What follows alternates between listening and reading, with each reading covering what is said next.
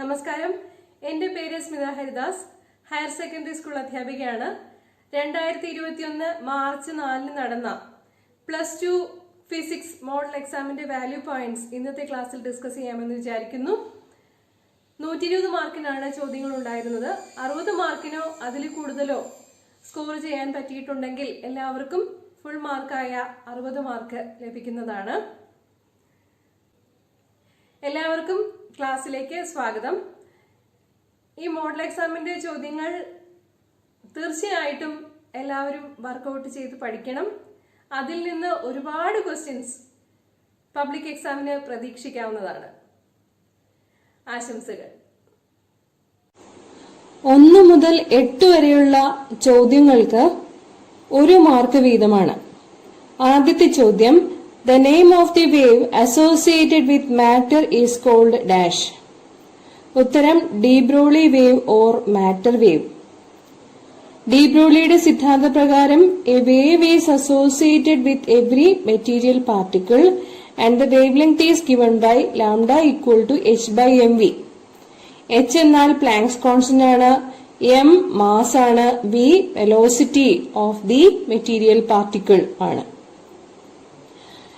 രണ്ടാമത്തെ ചോദ്യം, the vertical plane passing through the axis of rotation of earth is called dash.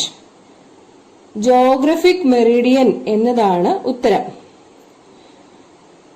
Axis of rotation of എർത്തിന് vertical ആയിട്ടുള്ള plane, അതിനെ പറയുന്ന പേര് ജോഗ്രഫിക് മെറിഡിയൻ എന്നാണ്. മൂന്നാമത്തെ ചോദ്യം, what happens to the ray of light when it travels from rarer to denser medium? Refraction ആണിത്. ഒരു റെയറർ മീഡിയത്തിൽ നിന്നും ഡെൻസർ മീഡിയത്തിലേക്ക് പ്രകാശം സഞ്ചരിക്കുമ്പോൾ അതിന്റെ പാതയിൽ എന്ത് വ്യത്യാസമാണ് ഉണ്ടാവുന്നത് എന്നാണ് ചോദ്യം. ബെൻസ് ടുവേഴ്സ് ദി നോർമൽ എന്നതാണ് ഉത്തരം. റെയറർ ടു ഡെൻസർ ആണെങ്കിൽ bends towards the normal. denser to rarer ആണെങ്കിലോ bends away from the normal എന്നായിരിക്കും. ഓക്കെ. നാലാമത്തെ ചോദ്യം, which physical quantity is quantized in Bohr's second postulate? ബോറിന്റെ ആറ്റം മോഡൽ പ്രകാരം second പോസ്റ്റുലേറ്റില് ക്വാണ്ടൈസേഷൻ എന്തിനെ കുറിച്ചാണ് പറയുന്നത്? Angular momentum quantization mvr equal to nh by 2 pi. Angular momentum mvr, n principal quantum number, h by 2 pi, h Planck's constant. നമുക്ക് quantisation of charge അറിയാം, quantisation of energy അറിയാം. അതുപോലെ തന്നെ ഉള്ളൊരു ക്വാണ്ടൈസേഷൻ പ്രോപ്പർട്ടിയാണ് ക്വാണ്ടൈസേഷൻ ഓഫ് ആംഗുലർ മൊമെന്റം എന്നത്. ബോറിന്റെ statements എല്ലാം പഠിക്കേണ്ടതാണ്. Okay. അഞ്ചാമത്തെ ചോദ്യം ഇലക്ട്രോമാഗ്നറ്റിക് വേവ്സ് എന്ന ഭാഗത്ത് നിന്നുള്ളതാണ്. ഇൻഫ്രാറെഡ് സ്പെക്ട്രം ലൈസ് ബിറ്റ്വീൻ ഏത് റീജിയനിലാണ് വരുന്നതെന്നാണ്. മൈക്രോവേവ് ആൻഡ് വിസിബിൾ റീജിയനിലാണ് ഇൻഫ്രാറെഡ് സ്പെക്ട്രം വരുന്നത്. ആറാമത്തെ, when a ray of light enters a glass slab from air. ഒരു ഡെൻസർ മീഡിയത്തിൽ നിന്ന് റെയറർ മീഡിയത്തിലേക്ക് വരുന്ന കേസാണ് പറഞ്ഞിരിക്കുന്നത്. അപ്പോ ഇവിടെ തന്നിരിക്കുന്ന ചോയ്സുകളില് ഏതാണ് ശരി എന്നാണ് എഴുതേണ്ടത്. വേവ് ലെങ്ത് ഡിക്രീസസ് എന്നതാണ് ശരി ഉത്തരം. എപ്പോഴും ചോദിക്കാറുള്ള ഒരു ക്വസ്റ്റ്യൻ ആണ് ഏഴാമത്തേതായിട്ട് വന്നിരിക്കുന്നത്. How many electrons constitute 1 coulomb of charge? Quantization of charge Q equal to NEയിൽ നിന്ന് ഈസി ആയിട്ട് ചെയ്യാവുന്ന ഒരു പ്രോബ്ലം ആണിത്. Then N equal to Q by E. Q എന്നത് 1 കൂളമാണ്. ഈ ഇലക്ട്രോണിക് ചാർജ് ആണ് 1.6 × 10⁻−19 കൂളം. അത് വർക്കൗട്ട് ചെയ്യുമ്പോൾ നമുക്ക് കിട്ടുക 6.25 × 10⁻18 ഇലക്ട്രോൺസ് എന്നായിരിക്കും. 1 മാർക്കിന്റെ അവസാനത്തെ ചോദ്യത്തിലേക്ക് കടക്കുന്നു. Name the series of hydrogen spectrum which has least wave length. ഏറ്റവും കുറഞ്ഞ വേവ് ലെങ്ത് ഉള്ള സ്പെക്ട്രൽ സീരീസ് ഏതാണെന്നാണ് ചോദ്യം. ലൈമാൻ സീരീസ് എന്നതാണ് ഉത്തരം. 9 മുതൽ 22 വരെയുള്ള ചോദ്യങ്ങൾക്ക് 2 മാർക്ക് വീതമാണ്. മൊത്തം 14 ചോദ്യങ്ങളുണ്ട്. അങ്ങനെ പരമാവധി 28 മാർക്ക് ഈ സെക്ഷനിൽ നിന്നും സ്കോർ ചെയ്യാവുന്നതാണ്. 9ാമത്തെ ചോദ്യത്തിന്റെ A part, define electric potential. Electric പൊട്ടൻഷ്യലിന്റെ ഡെഫിനിഷൻ കൊടുത്തിട്ടുണ്ട്. അത് പലപ്പോഴും ചോദിക്കാറുള്ളതാണ്. Electric potential at any point in the electric field is the work done in moving a unit positive charge from infinity to that point. ഒരു unit positive ചാർജിനെ ഇൻഫിനിറ്റിയിൽ നിന്നും ഒരു particular പോയിന്റിലേക്ക് മൂവ് ചെയ്യിക്കുന്നതിന് ആവശ്യമായി വരുന്ന വർക്ക് ഡൺ, അതിനെ പറയുന്ന പേരാണ് electric potential. B part, give the relation between electric intensity and electric potential. Important ആയിട്ടുള്ള ഒരു ഇക്വേഷൻ ആണിത്. E = -dV/dx. ഇതിൽ നിന്നും ഇലക്ട്രിക് ഫീൽഡിന്റെ യൂണിറ്റ് വോൾട്ട് പെർ മീറ്റർ എന്ന് കിട്ടുന്നതാണ്. E = -dV/dx എന്നോ V = -∫(E.dx) എന്നോ പറയാവുന്നതാണ്. Electric field at a point is the negative gradient of potential എന്നാണ് ഇതിന്റെ അർത്ഥം. ഓക്കെ. 10ാമത്തെ ചോദ്യത്തിന്റെ A part, what is the principle of potentiometer. പൊട്ടൻഷ്യോമീറ്ററിന്റെ പ്രിൻസിപ്പിൾ സ്റ്റേറ്റ്മെന്റ് ആയിട്ട് എഴുതാം, അതല്ലെങ്കിൽ സിമ്പിൾ ആയിട്ട് V പ്രൊപ്പോർഷണൽ ടു L എന്ന് എഴുതാം. എന്താണ് V പ്രൊപ്പോർഷണൽ ടു L എന്ന് പറഞ്ഞാൽ അതിന്റെ അർത്ഥം, potential difference across any part of a uniform wire is directly proportional to the length of that portion when a constant current flows through the wire. ഒരു potentiometer experiment ചെയ്യുമ്പോൾ ഇക്കാര്യം നമുക്ക് വളരെ കൃത്യമായിട്ട് ബോധ്യപ്പെടുന്നതാണ്. ഒരു യൂണിഫോം വയറിന്റെ 2 എൻഡുകൾക്കിടയിലുള്ള പൊട്ടൻഷ്യൽ ഡിഫറൻസ് എന്ന് പറയുന്നത് അതിന്റെ നീളത്തിന് ആനുപാതികമായിട്ടായിരിക്കും എന്നാണ് പറയുന്നത്.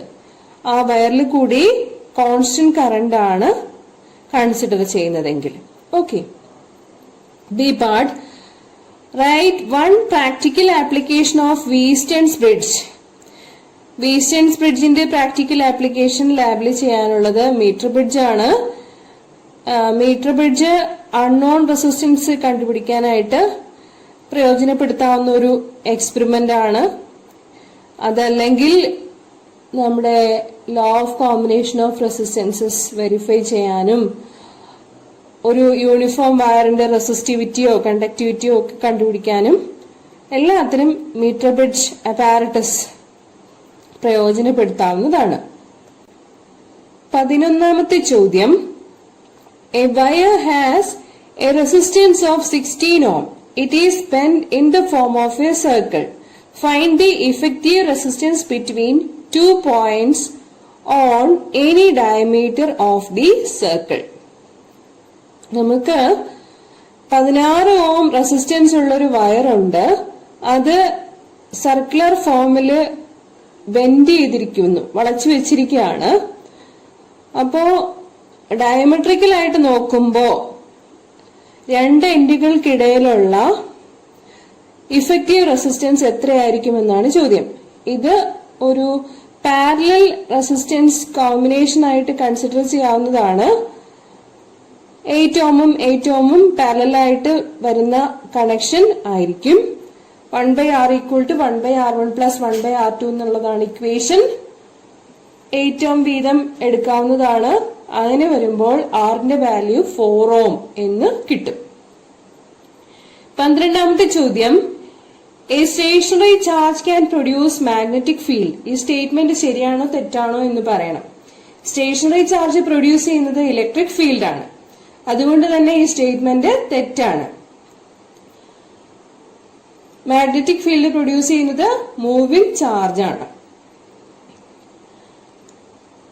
12ാമത്തതിന്റെ B part, write down the equation for magnetic Lorentz force. Magnetic Lorentz ഫോഴ്സിന്റെ equation Q × vector v cross vector b എന്നതാണ്. q ചാർജ് ഉള്ള ഒരു മൂവിംഗ് പാർട്ടിക്കിൾ b വെലോസിറ്റിയില് b മാഗ്നറ്റിക് ഫീൽഡിലേക്ക് എൻട്രി ചെയ്യുകയാണെങ്കിൽ അതിൽ അനുഭവപ്പെടുന്ന ഫോഴ്സിനുള്ള ഇക്വേഷൻ ആണ് F equal to Q into vector v cross vector b എന്നത്. അല്ലെങ്കിൽ അതിന്റെ മാഗ്നിറ്റ്യൂഡ് എടുക്കുമ്പോൾ QVB സൈൻ തീറ്റ. ഇതിനെ പറയുന്ന പേര് മാഗ്നറ്റിക് ലോറൻസ് ഫോഴ്സ് എന്നതാണ്. 13ാമത്തെ ചോദ്യം, what is the intensity of magnetisation for magnetic materials? അപ്പം intensity of magnetisation capital M എന്ന അക്ഷരം കൊണ്ടാണ് സൂചിപ്പിക്കുന്നത്. Magnetic dipole moment per unit വോളിയത്തിനെയാണ് ഇന്റൻസിറ്റി ഓഫ് മാഗ്നറ്റൈസേഷൻ എന്ന് പറയുക. Magnetic dipole moment per unit volume അങ്ങനെ എടുക്കുമ്പോൾ നമുക്ക് ഫൈനൽ ഇക്വേഷൻ P/A എന്ന് കിട്ടുന്നതായിരിക്കും. P എന്ന് വെച്ചാൽ മാഗ്നറ്റിക് ഡൈപോൾ മൊമെന്റ് ആണ്, A എന്നുള്ളത് ഏരിയയാണ്. ഓക്കെ, 2L ഉം 2L ഉം രണ്ടിടത്തും ക്യാൻസൽ ആയി പോകുന്നതാണ്. 13ാമത്തെ ചോദ്യത്തിന്റെ B part, give the relation between B and H. B എന്നാൽ മാഗ്നറ്റിക് ഫ്ലക്സ് ഡെൻസിറ്റി ആണ്, H എന്നാൽ മാഗ്നറ്റിക് ഫീൽഡ് ഇന്റൻസിറ്റി ആണ്. ഉത്തരം B equal to μ0H. B/H is a constant which is called the permeability of free space. അതാണ് relationship പ്രകാരം നമുക്ക് കിട്ടുന്നത്. 14ാമത്തെ ചോദ്യം, state Faraday's laws of electro magnetic induction. രണ്ട് സ്റ്റേറ്റ്മെന്റ്സ് ആണുള്ളത്, രണ്ടും ഇമ്പോർട്ടന്റ് ആണ്. First statement, whenever the magnetic flux linked with the circuit changes, an EMF is induced in it. This EMF lasts so long as the magnetic flux change lasts. അപ്പോൾ magnetic flux change അനുസരിച്ച് EMF induce ചെയ്യപ്പെടും എന്നതാണ് first statement പറയുന്നത്. Second statement എന്ന് പറയുന്നത്, the magnitude of induced EMF is equal to the rate of change of magnetic flux linked with the circuit. രണ്ട് സ്റ്റേറ്റ്മെന്റും സാമ്യമുള്ള സ്റ്റേറ്റ്മെന്റുകളാണ്, പഠിക്കണം. 15ാമത്തെ ചോദ്യം, draw the ray diagram for a convex lens producing virtual image.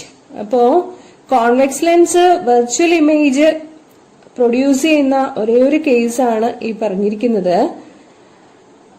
Within the focal length object വരുമ്പോഴാണ് virtual image produce ചെയ്യുക. Convex lens സാധാരണ produce ചെയ്യുന്ന images എല്ലാം റിയൽ ആണ്, ഇൻവേർട്ടഡ് ഇമേജസ് ആയിരിക്കും. പക്ഷേ വിത്തിൻ ദ ഫോക്കൽ ലെങ്ത് ആണ് ഓബ്ജക്റ്റ് വരുന്നതെങ്കിൽ നമുക്ക് ഓബ്ജക്റ്റിന്റെ അതേ സൈഡിൽ തന്നെ വെർച്വൽ ഇമേജ് ഇറക്റ്റ് ആയിട്ടുള്ളത് കിട്ടുന്നതായിരിക്കും. ഓക്കെ, അപ്പൊ ഇത് നമ്മുടെ സിമ്പിൾ മൈക്രോസ്കോപ്പിന്റെ പ്രിൻസിപ്പിളായിട്ട് ഇത് പറയാവുന്നതാണ്.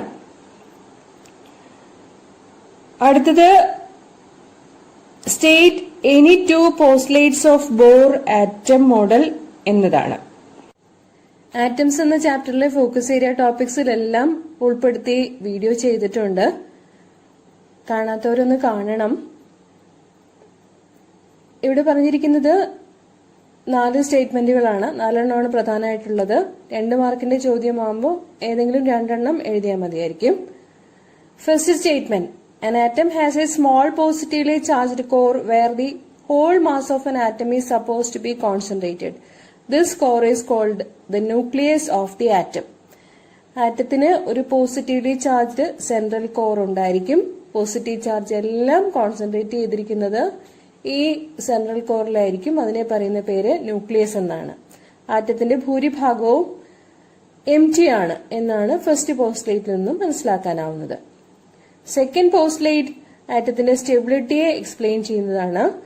The electrons revolve around the nucleus in fixed orbits of definite radii.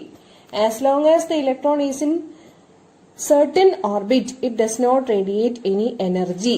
ഇപ്പൊ നോൺ റേഡിയേറ്റിംഗ് ഓർബിറ്റിലാണ് ഇലക്ട്രോൺസ് റിവോൾവ് ചെയ്യുന്നത് എന്നാണ് പറയുന്നത്. അത് സ്റ്റെബിലിറ്റിയെ എക്സ്പ്ലെയിൻ ചെയ്യാൻ സഹായകരമായിട്ടുള്ള സ്റ്റേറ്റ്മെന്റ് ആണ്. തേർഡ് വൺ, ആംഗുലർ മൊമെന്റം ക്വാണ്ടൈസേഷനെ സംബന്ധിച്ചുള്ളതാണ്. Electrons can revolve only in those orbits in which its angular momentum is an integral multiple of h by 2 pi. അപ്പൊ ഇത് ആംഗുലർ മൊമെന്റം ക്വാണ്ടൈസേഷന്റെ സ്റ്റേറ്റ്മെന്റ് ആണ്. MVR equal to nh by 2 pi, where n is the principal quantum number, h is the Planck's constant, m mass ആണ്, v velocity ആണ്, r radius of the circular orbit ആണ്. Okay, അപ്പൊ ഇതൊക്കെ detail ചെയ്തിട്ടുണ്ട്. ആ video ഒന്ന് കണ്ടു കഴിഞ്ഞാൽ കുറെ കൂടി മനസ്സിലാവും. നാലാമത്തെ സ്റ്റേറ്റ്മെന്റ് എനർജി ഓഫ് റേഡിയേഷനെ കുറിച്ചാണ് പറയുന്നത്. Electron jumps from higher energy orbit to lower energy orbit. They emit energy equivalent to the energy gap in the form of radiation. അപ്പോൾ E2 എന്ന ഹയർ എനർജി ഓർബിറ്റിൽ നിന്നും E1 എന്ന ലോവർ എനർജി ഓർബിറ്റിലേക്ക് electron jump ചെയ്യുമ്പോൾ difference in എനർജിക്ക് equivalent ആയിട്ടുള്ള hν ആയിരിക്കും energy radiation ഉണ്ടാവുക. അല്ലെങ്കിൽ frequency of emitted radiation is nu equal to E2 minus E1 divided by h എന്നതായിരിക്കും. ഓക്കെ, 17ാമത്തെ ചോദ്യം 2 ഭാഗങ്ങളുള്ളതാണ്. A part state the law of radioactive decay. അതിന്റെ ഉത്തരം dN/dt proportional to minus lambda n എന്നതാണ്. Statement ആക്കി പറയുമ്പോൾ എങ്ങനെ പറയാം? The rate of disintegration of a radioactive substance is directly proportional to the number of atoms remain undecayed in the substance. Okay, rate of disintegration എന്നുള്ളത് number of atoms undecayedന് proportional ആയിട്ടായിരിക്കും എന്ന് പറയുന്നതാണ് law of radioactive decay. dN/dt equal to minus lambda n. ലാംഡയെ പറയുന്ന പേര് disintegration constant എന്നുള്ളതാണ്. അപ്പോ negative sign സൂചിപ്പിക്കുന്നത് സമയം കഴിയുന്തോറും നമ്പർ ഓഫ് ആറ്റംസ് കുറയുന്നു എന്നതിനെയാണ്. B part, what are the number of protons and neutrons in a nucleus of 92 uranium 238. 92 uranium 238 എന്ന് പറയുമ്പോൾ 92 നമ്പർ ഓഫ് പ്രോട്ടോൺസ് ആണ്, അല്ലെങ്കിൽ നമ്പർ ഓഫ് ഇലക്ട്രോൺസ് ആണ്. ഇസഡ് ആ വാല്യൂ ആണ് 92.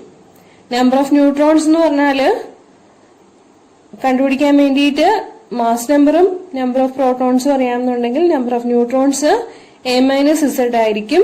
238 മൈനസ് 92 ഈക്വൽ ടു 146. ഇത് വളരെ സിമ്പിൾ ആയിട്ടുള്ള ഒരു പ്രോബ്ലം ആണ്. ഇനി 18ാമത്തെ പ്രോബ്ലത്തിലേക്ക് കടക്കുന്നു. In A magnetic Meridian of certain place the horizontal component of earth magnetic field is 0.26 goes and the dip angle is 60 degree. What is the magnetic field of the earth at this location? അപ്പോ എർത്തിന്റെ magnetic field ഒരു particular ലൊക്കേഷനിലെ കണ്ടുപിടിക്കാനാണ് പറഞ്ഞിരിക്കുന്നത്. അതിന്റെ specifications എല്ലാം തന്നിട്ടുണ്ട്. നമ്മുടെ equation B equal to BH/cos θ എന്നുള്ളതാണ്. BHന്റെ value തന്നിരിക്കുന്നത് 0.26 into 10⁻⁴ tesla എന്നതായിരിക്കും. 1 goes എന്ന് പറഞ്ഞാൽ 10⁻⁴ ടെസ്ല ആണ്. ഇനി തീറ്റ തന്നിരിക്കുന്നത് 60 ഡിഗ്രി ആണ്. സോ ആ വാല്യൂ cos 60 കൊടുക്കണം. അങ്ങനെയാവുമ്പോൾ നമുക്ക് കിട്ടുന്ന ഉത്തരം 0.52 ഇൻറ്റു 10⁻⁴ ടെസ്ല എന്നതായിരിക്കും. Okay, the magnetic field of earth at this location where the dip angle is 60 degree എത്രയായിരിക്കും? 0.52 ഇൻറ്റു 10⁻⁴ ടെസ്ല ആയിരിക്കും. 19ാമത്തെ ചോദ്യത്തിന്റെ എ പാർട്ട് പലപ്പോഴും ചോദിക്കാറുള്ളൊരു ചോദ്യമാണ്. Give the principle of a transformer. Mutual induction ആണ് principle. P part, give the 2 energy losses in transformer. 4 പ്രധാനപ്പെട്ട losses ആണ് സൂചിപ്പിക്കാനുള്ളത്. 1 resistance of the windings, 2 eddy currents, 3 magnetic flux leakage, 4 hysteresis loss. അപ്പോ 2 മാർക്കിന്റെ ചോദ്യമായതുകൊണ്ട് ഏതെങ്കിലും 2 എളുപ്പമുള്ളത് എഴുതിയാൽ മതിയായിരിക്കും. 4 തന്നിട്ടുണ്ട്. 20ാമത്തെ ചോദ്യം, draw the phasor diagram with V and I for an inductive circuit. നമുക്കറിയാം ഇൻഡക്റ്റീവ് സർക്യൂട്ടിന്റെ വോൾട്ടേജ് VL എന്നെടുക്കുകയാണെങ്കിൽ VL lags I by π/2. Voltage കറണ്ടിനെ ലാഗ് ചെയ്യുന്നത് π/2ലായിരിക്കും. അപ്പൊ ഇവിടെ ഗ്രാഫ് അല്ലെങ്കിൽ ഫേസർ ഡയഗ്രാം കാണിച്ചിരിക്കുന്നത് ശ്രദ്ധിച്ച് വരയ്ക്കുക. B part, what is the phase difference between V and I in an inductive circuit? നമ്മൾ സൂചിപ്പിച്ചു കഴിഞ്ഞു, VL ലാഗ്സ് I ബൈ π/2 എന്നത്. സോ π/2 എന്നതാണ് answer. Give two difference between nuclear fission and fusion. ഫിഷനും ഫ്യൂഷനും എന്താണെന്നുള്ളത് നമുക്കറിയാം. ഏതെങ്കിലും രണ്ട് വ്യത്യാസങ്ങൾ സൂചിപ്പിച്ചാൽ മതിയാകും. ഫിഷൻ എന്നാൽ ഒരു ഹെവി ന്യൂക്ലിയസ് ലൈറ്റർ ന്യൂക്ലിയൈ ആയിട്ട് സ്പ്ലിറ്റപ്പ് ചെയ്യാവുന്ന പ്രോസസ്സാണ്. രണ്ടോ അതിലേറെയോ ലൈറ്റർ ന്യൂക്ലിയൈ ഫ്യൂസ് ചെയ്ത് ഒരു ഹെവി ന്യൂക്ലിയസ് ഉണ്ടാകുന്ന പ്രോസസ്സാണ് ഫ്യൂഷൻ എന്ന് പറയുന്നത്. ഫിഷൻ ആയാലും ഫ്യൂഷൻ ആയാലും, അതായത് അണുവിഘടനമായാലും അണു സംയോജനമായാലും ഇനോർമസ് എമൗണ്ട് ഓഫ് എനർജിയാണ് റിലീസ് ചെയ്യപ്പെടുക. മാസ് ഡിഫക്റ്റിന് തത്തുല്യമായ എനർജി ഐൻസ്റ്റൈന്റെ മാസ് എനർജി റിലേഷൻഷിപ്പ് പ്രകാരം എനർജി ആയിട്ട് മാറ്റപ്പെടുകയാണ് ചെയ്യുന്നത്. ഓക്കെ, രണ്ടാമത്തെ വ്യത്യാസം, fission reaction does not normally occur in nature. Fusion reaction occurs in stars, such as the sun. Fission reaction സാധാരണഗതിയിൽ പ്രകൃതിയിൽ നടക്കാൻ ബുദ്ധിമുട്ടാണ്. ഫ്യൂഷൻ റിയാക്ഷന്റെ കാര്യം പറയുകയാണെങ്കിൽ സൂര്യനിൽ മാത്രമേ, അല്ലെങ്കിൽ സൂര്യനെ പോലുള്ള നക്ഷത്രങ്ങളിലെ എനർജി റിലീസ് ചെയ്യുന്നതിനുള്ള പ്രോസസ്സാണ്. 10⁸K അത്രയും ഉയർന്ന താപനില ഫ്യൂഷൻ റിയാക്ഷൻ നടക്കുന്നതിന് ആവശ്യമാണ്. അതുകൊണ്ട് തന്നെ സ്റ്റാർസിലൊക്കെയാണ് ഫ്യൂഷൻ റിയാക്ഷൻ ഉണ്ടാവുക. മൂന്നാമത്തെ വ്യത്യാസം, fission reaction high speed neutrons are required. Fusion reaction high density high temperature environment is required. അപ്പൊ ഫിഷൻ റിയാക്ഷന്റെ റിക്വയർമെന്റ് ആണ് പറഞ്ഞിരിക്കുന്നത്. ഹൈ സ്പീഡുള്ള ന്യൂട്രോൺസ് ആണ് ഒരു ഹെവി ന്യൂക്ലിയസിനെ ബൊംബാർഡ് ചെയ്ത് ലൈറ്റർ ന്യൂക്ലിയ ആയിട്ട് സ്പ്ലിറ്റപ്പ് ചെയ്യാൻ സഹായിക്കുന്നത്.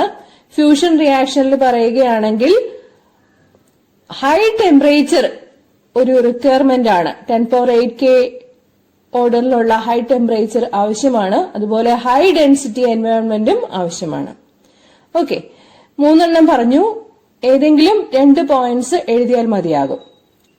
22ാമത്തെ ചോദ്യം, അതിന് 2 ഭാഗങ്ങളുണ്ട്. A part, what is meant by forbidden energy gap.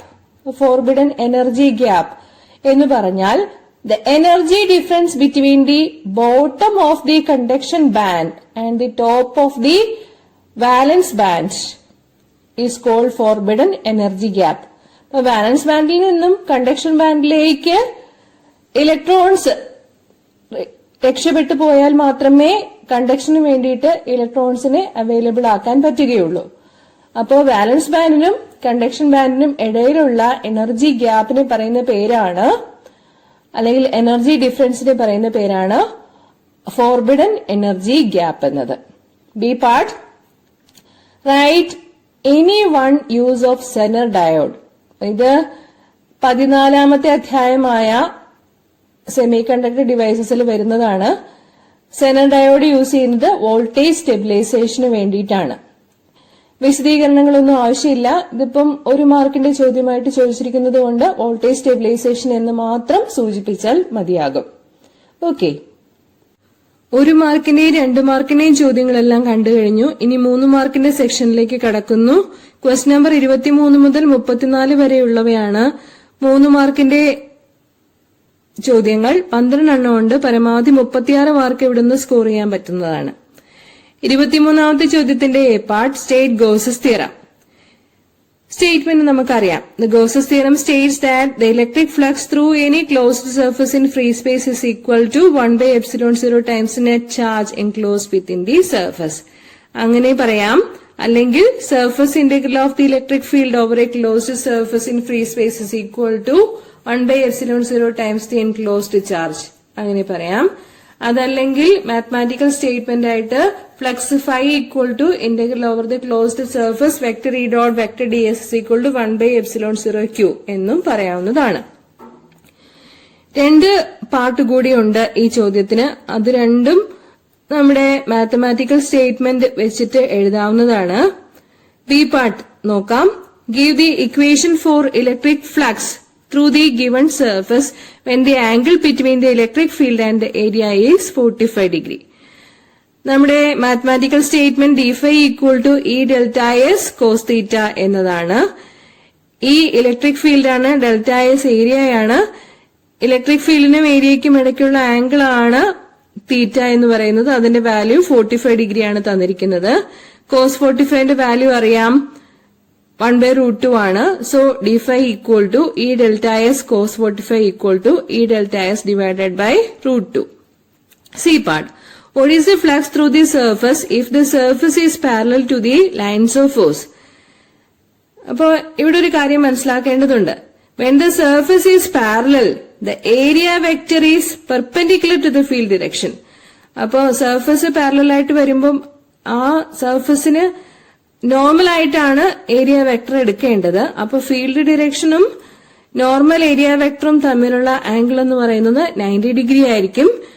അപ്പോ കോസ് തീറ്റ എന്നത് 0 ആയിരിക്കും. ഓക്കെ, സോ ഫ്ലക്സ് 0 ആയിരിക്കും. ഇതാണ് സി പാർട്ടിന്റെ ഉത്തരം. 24ാമത്തെ ചോദ്യം.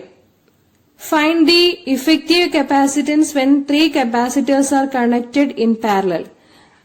നമുക്കിവിടെ ഡയഗ്രാം വരയ്ക്കണം. 3 കപ്പാസിറ്റേഴ്സ് പാരലലായിട്ട് കൊടുത്തിരിക്കുന്നതിന്റെ ഡയഗ്രമാണ് വരയ്ക്കേണ്ടത്. ഒരു സെല്ല് കൊടുത്തിട്ടുണ്ട്. സെല്ലിന്റെ പൊട്ടൻഷ്യൽ ഡിഫറൻസ് വി എന്നതും കാണിച്ചിരിക്കുന്നുണ്ട്. So potential is the same across each capacitor when capacitors are connected in parallel. Okay, charge ആണ് 3 കപ്പാസിറ്ററുകളിലും കൂടി ഡിസ്ട്രിബ്യൂട്ട് ചെയ്തു പോകുന്നത്. അപ്പോ total charge Q equal to Q1 plus Q2 plus Q3 എന്ന് എഴുതാവുന്നതാണ്. പൊട്ടൻഷ്യൽ സെയിം ആയതുകൊണ്ട് Q1 equal to C1V, Q2 equal to C2V, Q3 equal to C3V. അപ്പൊ ഈ 3 കപ്പാസിറ്ററുകൾക്ക് പകരം ഒരു ഇഫക്റ്റീവ് കപ്പാസിറ്റർ വെക്കുകയാണെങ്കിൽ അതിന്റെ Q value Q equal to CV എന്നതായിരിക്കും. അപ്പൊ ഇക്വേഷൻ 1ൽ സബ്സ്റ്റിറ്റ്യൂട്ട് ചെയ്ത് കൊടുക്കുമ്പോൾ നമുക്ക് കിട്ടുന്നത് CV equal to C1V plus C2V plus C3V എന്നതാണ്. വി എല്ലായിടത്തും ക്യാൻസൽ ഔട്ട് ചെയ്ത് പോകുമ്പോഴേക്കും പിന്നെ വരിക എന്താണ്? C equal to C1 plus C2 plus C3. So when 3 capacitors are connected in parallel the effective capacitance is equal to the sum of the individual capacitances. Okay. 25ാമത്തെ ചോദ്യം ഒരു problem ആണ്. സോളിനോയിഡിനെ സംബന്ധിക്കുന്നതാണ്. ഡയറക്റ്റ് സബ്സ്റ്റിറ്റ്യൂഷൻ പ്രോബ്ലം ആണ്. 3 mark വളരെ എളുപ്പത്തിൽ score ചെയ്യാൻ പറ്റുന്നതാണ്. പ്രത്യേകം ശ്രദ്ധിച്ചോണേ. Question: a solenoid of length 0.5 meter has radius 1 centimeter and is made up of 500 turns. It carries a current of 5 ampere. What is the magnitude of the magnetic field inside the solenoid? അപ്പൊ ഇത് സോളിനോയിഡിന്റെ equation അറിയാമെങ്കിൽ എളുപ്പത്തിൽ ചെയ്യാം. B equal to μ0 Ni എന്നുള്ളതാണ് സോളിനോയിഡിന്റെ magnetic field കണ്ടുപിടിക്കാനുള്ള equation. μ0യുടെ numerical value 4.10⁻⁻7 ആണ്. n number of turns per unit length ആണ്. ഇവിടെ നമുക്ക് 500 ടേൺസ് ഉണ്ടെന്ന് പറഞ്ഞിട്ടുണ്ട്. ലെങ്ത് 0.5 ആണ്. So n equal to 500 divided by 0.5. ഇനി ഐ വാല്യൂ തന്നിരിക്കുന്നത് 5 ആംപിയർ കറന്റ് എന്നതാണ്. ഇത് വർക്ക്ഔട്ട് ചെയ്യുമ്പോൾ 6.28 × 10⁻³ ടെസ്ല എന്ന് കിട്ടും. 3 മാർക്ക് എളുപ്പത്തിൽ സ്കോർ ചെയ്യാം. 26ാമത്തെ ചോദ്യം വളരെ ഇമ്പോർട്ടന്റ് ആണ്. മാഗ്നറ്റിക് എലിമെന്റ്സ് ഓഫ് എർത്തിനെ സംബന്ധിക്കുന്നതാണ്. A part. Name the angle between horizontal component of Earth's magnetic field and Earth's magnetic field. എർത്തിന്റെ മാഗ്നറ്റിക് ഫീൽഡും ഹൊറിസോണ്ടൽ കമ്പോണന്റ് ഓഫ് എർത്തിന്റെ മാഗ്നറ്റിക് ഫീൽഡും തമ്മിലുള്ള ആംഗിള്, അതിനെ പറയുന്ന പേരെന്താണെന്നാണ് ചോദ്യം. അതിനെ പറയുന്നത് ആംഗിൾ ഓഫ് ഡിപ്പ് അല്ലെങ്കിൽ ഇൻക്ലിനേഷൻ എന്നാണ്. B part, define 2 magnetic elements of the earth. നമുക്ക് ഇത് തന്നെ എക്സ്പ്ലെയിൻ ചെയ്യാം. ഡിക്ലിനേഷൻ എന്ന് പറഞ്ഞാൽ it is the angle between the geographic meridian and the magnetic meridian. പിന്നെ എ പാർട്ടിലെ ചോദ്യത്തിന്റെ ഉത്തരം പറയുന്നു, dip at a place is the angle between the direction of the total intensity of earth magnetic field that makes with the horizontal. അപ്പോ ഈ ഭാഗത്തിന്റെ diagram അടുത്ത ക്ലാസ്സിൽ എക്സ്പ്ലെയിൻ ചെയ്തു തരാം. അന്നേരം കൂടുതൽ വ്യക്തമായിട്ട് മനസ്സിലാകും. ഇപ്പോ ഈ ഡെഫിനിഷൻ ഒന്ന് ഓർത്തു വെച്ചേക്കുക. ഡെഫിനിഷൻ കഴിയുന്നതും പഠിച്ചു വെക്കണം. ഓക്കെ. 27ാമത്തെ ചോദ്യം വളരെ ഇമ്പോർട്ടന്റ് ആണ്. AC ജനറേറ്ററിനെ സംബന്ധിക്കുന്നതാണിത്. ഡയഗ്രാം വരച്ചൊക്കെ എക്സ്പ്ലെയിൻ ചെയ്യാനുള്ളതാണ്. ഇവിടെ ഡയഗ്രാം വരച്ചിട്ടില്ല. ഞാനത് ഡയഗ്രാം ഒക്കെ വെച്ച് നന്നായിട്ട് എക്സ്പ്ലെയിൻ ചെയ്ത് പിന്നീട് തരാം. ഇപ്പൊ തൽക്കാലം ബ്രീഫായിട്ട് 3 മാർക്കിന്റെ ഒന്ന് നോക്കിക്കോളൂ. A part, name the principle of AC generator. AC ജനറേറ്ററിന്റെ പ്രിൻസിപ്പിൾ ഇലക്ട്രോമാഗ്നറ്റിക് ഇൻഡക്ഷൻ എന്നതാണ്. B part, derive the equation for instantaneous EMF in an AC generator. AC ജനറേറ്ററിലെ ഇൻസ്റ്റന്റേനിയസ് EMFന്റെ എക്സ്പ്രഷൻ E=E0 sin ωt അത് ചെയ്യാനാണ് പറഞ്ഞിരിക്കുന്നത്. അപ്പൊ ഫ്ലക്സിന്റെ ഇക്വേഷൻ എന്നത് Φ=NAB cos θ എന്നതാണ്. θ=ωt ആണ്. ഒമേഗ ആംഗുലർ വെലോസിറ്റി ആണ്. N എന്നത് നമ്പർ ഓഫ് ടേൺസ് ആണ്. A area of the coil ആണ്. B മാഗ്നറ്റിക് ഫീൽഡ് ആണ്. യൂണിഫോം മാഗ്നറ്റിക് ഫീൽഡിന്റെ വാല്യൂ ആണ് B എന്ന് പറയുന്നത്. ഇപ്പൊ ഇവിടെ നമ്മുടെ ഇലക്ട്രോമാഗ്നറ്റിക് ഇൻഡക്ഷന്റെ ഇക്വേഷൻ പ്രകാരം ഇൻഡ്യൂസ്ഡ് EMF E=-dϕ/dt ആണ്. ഫൈയുടെ വാല്യൂ ആണ് NAB cos ωt എന്നുള്ളത്. അപ്പോ -d/dt ഓഫ് ഫൈ കൊടുക്കുമ്പോഴേക്കും നമുക്ക് കിട്ടുന്നത് NAB ഒമേഗ sin ωt എന്നതാണ്. ഒരു AC ജനറേറ്ററിനെ സംബന്ധിച്ചിടത്തോളം NAB ഒമേഗ എന്നുള്ളത് ഒരു കോൺസ്റ്റന്റ് വാല്യൂ ആണ്. അതാണ് maximum induced EMF and that is E0. Then we have the expression for the induced EMF E=E0 sin ωt. ഇത് ഞാൻ പിന്നീട് എടുത്തു തരാം ഡയഗ്രാം ഒക്കെ വരച്ചിട്ട്. ഇപ്പൊ തൽക്കാലം ഈ ഡെറിവേഷൻ ജസ്റ്റ് ഒന്ന് മനസ്സിലാക്കി വെക്കുക. ഇലക്ട്രോമാഗ്നറ്റിക് വേവ്സിന്റെ പ്രോപ്പർട്ടീസ് 2 പറയാനാണ് 28ാമത്തെ ചോദ്യത്തിന്റെ എ പാർട്ടിൽ ആവശ്യപ്പെട്ടിരിക്കുന്നത്. ഒരുപാട് പ്രോപ്പർട്ടീസ് ഉണ്ട്. പ്രോപ്പർട്ടീസ് എല്ലാം ലിസ്റ്റ് ചെയ്യുന്നു. ഏതെങ്കിലും 2 പഠിച്ചെഴുതുക. The electric field and the magnetic field are mutually perpendicular to each other and also perpendicular to the direction of propagation of the wave. ഇപ്പൊ ഇലക്ട്രോമാഗ്നറ്റിക് വേവ് കൺസിഡർ ചെയ്യുമ്പോൾ electric ഫീൽഡും magnetic ഫീൽഡും wave propagation ഡിറക്ഷനും mutually perpendicular ആയിരിക്കുമെന്ന് പറയുന്നതാണ് ആദ്യത്തെ property. അപ്പോ ഈ മ്യൂച്വലി പെർപെൻഡിക്കുലർ നേച്ചർ പറയുന്നതിനെയാണ് ട്രാൻസ്വേഴ്സ് നേച്ചർ എന്നതുകൊണ്ട് ഉദ്ദേശിക്കുന്നത്. Thus the electromagnetic waves are transverse in nature. രണ്ടാമത്തെ property, the electric vector of electromagnetic wave is responsible for the optical effects and is also called the light vector. അപ്പോ electromagnetic waves എന്ന് പറയുമ്പോഴത്തേക്കും ആ electric vector ഉണ്ടല്ലോ, അതാണ് optical പ്രോപ്പർട്ടീസിന് responsible ആയിട്ടുള്ളത്. Magnetic വെക്ടറിന് optical പ്രോപ്പർട്ടിയെ സംബന്ധിച്ച് പ്രത്യേകിച്ച് ഒന്നും ചെയ്യാനില്ല. ഇപ്പൊ ഇലക്ട്രിക് വെക്ടറിനെ പറയുന്ന പേര് അതുകൊണ്ട് തന്നെ ലൈറ്റ് വെക്ടർ എന്നാണ്. കാരണം electric vector of electromagnetic wave is responsible for the optical effects. ലൈറ്റിന് കാരണമാകുന്ന ഫീൽഡ് ഇലക്ട്രിക് ഫീൽഡ് എന്നതാണ്. Third property, in the region far away from the source, electric and magnetic fields oscillate in phase. അപ്പോ ഓസിലേഷനെ സംബന്ധിച്ചുള്ളതാണ് അടുത്ത property. Electric ഫീൽഡും magnetic ഫീൽഡും oscillate ചെയ്യും. അവ പരസ്പരം ഫേസിലായിരിക്കും. എവിടെ? In the region away from the source. Okay. അടുത്ത property, the waves travel in free space with a speed 3 into 10 power 8 meter per second given by the equation C equal to 1 by root of mu 0 epsilon 0. Electromagnetic വേവ്സിന്റെ ഏറ്റവും പ്രധാനപ്പെട്ട ഒരു പ്രോപ്പർട്ടിയാണ് അവ ലൈറ്റിന്റെ വെലോസിറ്റിയിലായിരിക്കും travel ചെയ്യുക എന്നുള്ളത്. ലൈറ്റിന്റെ velocity 3 into 10 power 8 meter per second ആണ്. When we work out the value C equal to 1 by root of mu 0 epsilon 0. mu 0യുടെ value 4 pi into 10 power minus 7 എന്നതാണ്. എപ്സിലോൺ 0യുടെ വാല്യൂ 8.85 into 10 power minus 12 ആണ്. ഇത് workout ചെയ്യുമ്പോൾ നമുക്ക് കിട്ടുന്നത് 3 into 10 power 8 meter per second ആണ്. മാക്സ്വെലിന്റെ ഒരു പ്രധാനപ്പെട്ട കോൺട്രിബ്യൂഷൻ ആണ്, അദ്ദേഹം കണ്ടുപിടിച്ചൊരു കാര്യമാണ് ഇലക്ട്രോമാഗ്നറ്റിക് വേവ്സ് ലൈറ്റിന്റെ വെലോസിറ്റിയിൽ ട്രാവൽ ചെയ്യും എന്നുള്ളത്. ഇനി ഏതെങ്കിലും ഒരു മീഡിയത്തിലായിരിക്കുമ്പോ ഇലക്ട്രോമാഗ്നറ്റിക് വേവ്സിന്റെ സ്പീഡ് എന്തായിരിക്കും? v equal to 1 by root of mu epsilon. അപ്പോ മ്യൂ എന്ന് പറഞ്ഞാല് mu 0 mu r ആണ്, എപ്സിലോൺ എന്ന് പറഞ്ഞാല് എപ്സിലോൺ 0 എപ്സിലോൺ r ആണ് മീഡിയത്തില്. സോ നമുക്ക് മീഡിയത്തിലെ വെലോസിറ്റിയുടെ ഇക്വേഷൻ ഇങ്ങനെ പറയാം, v equal to c by root of mu r epsilon r എന്നത്.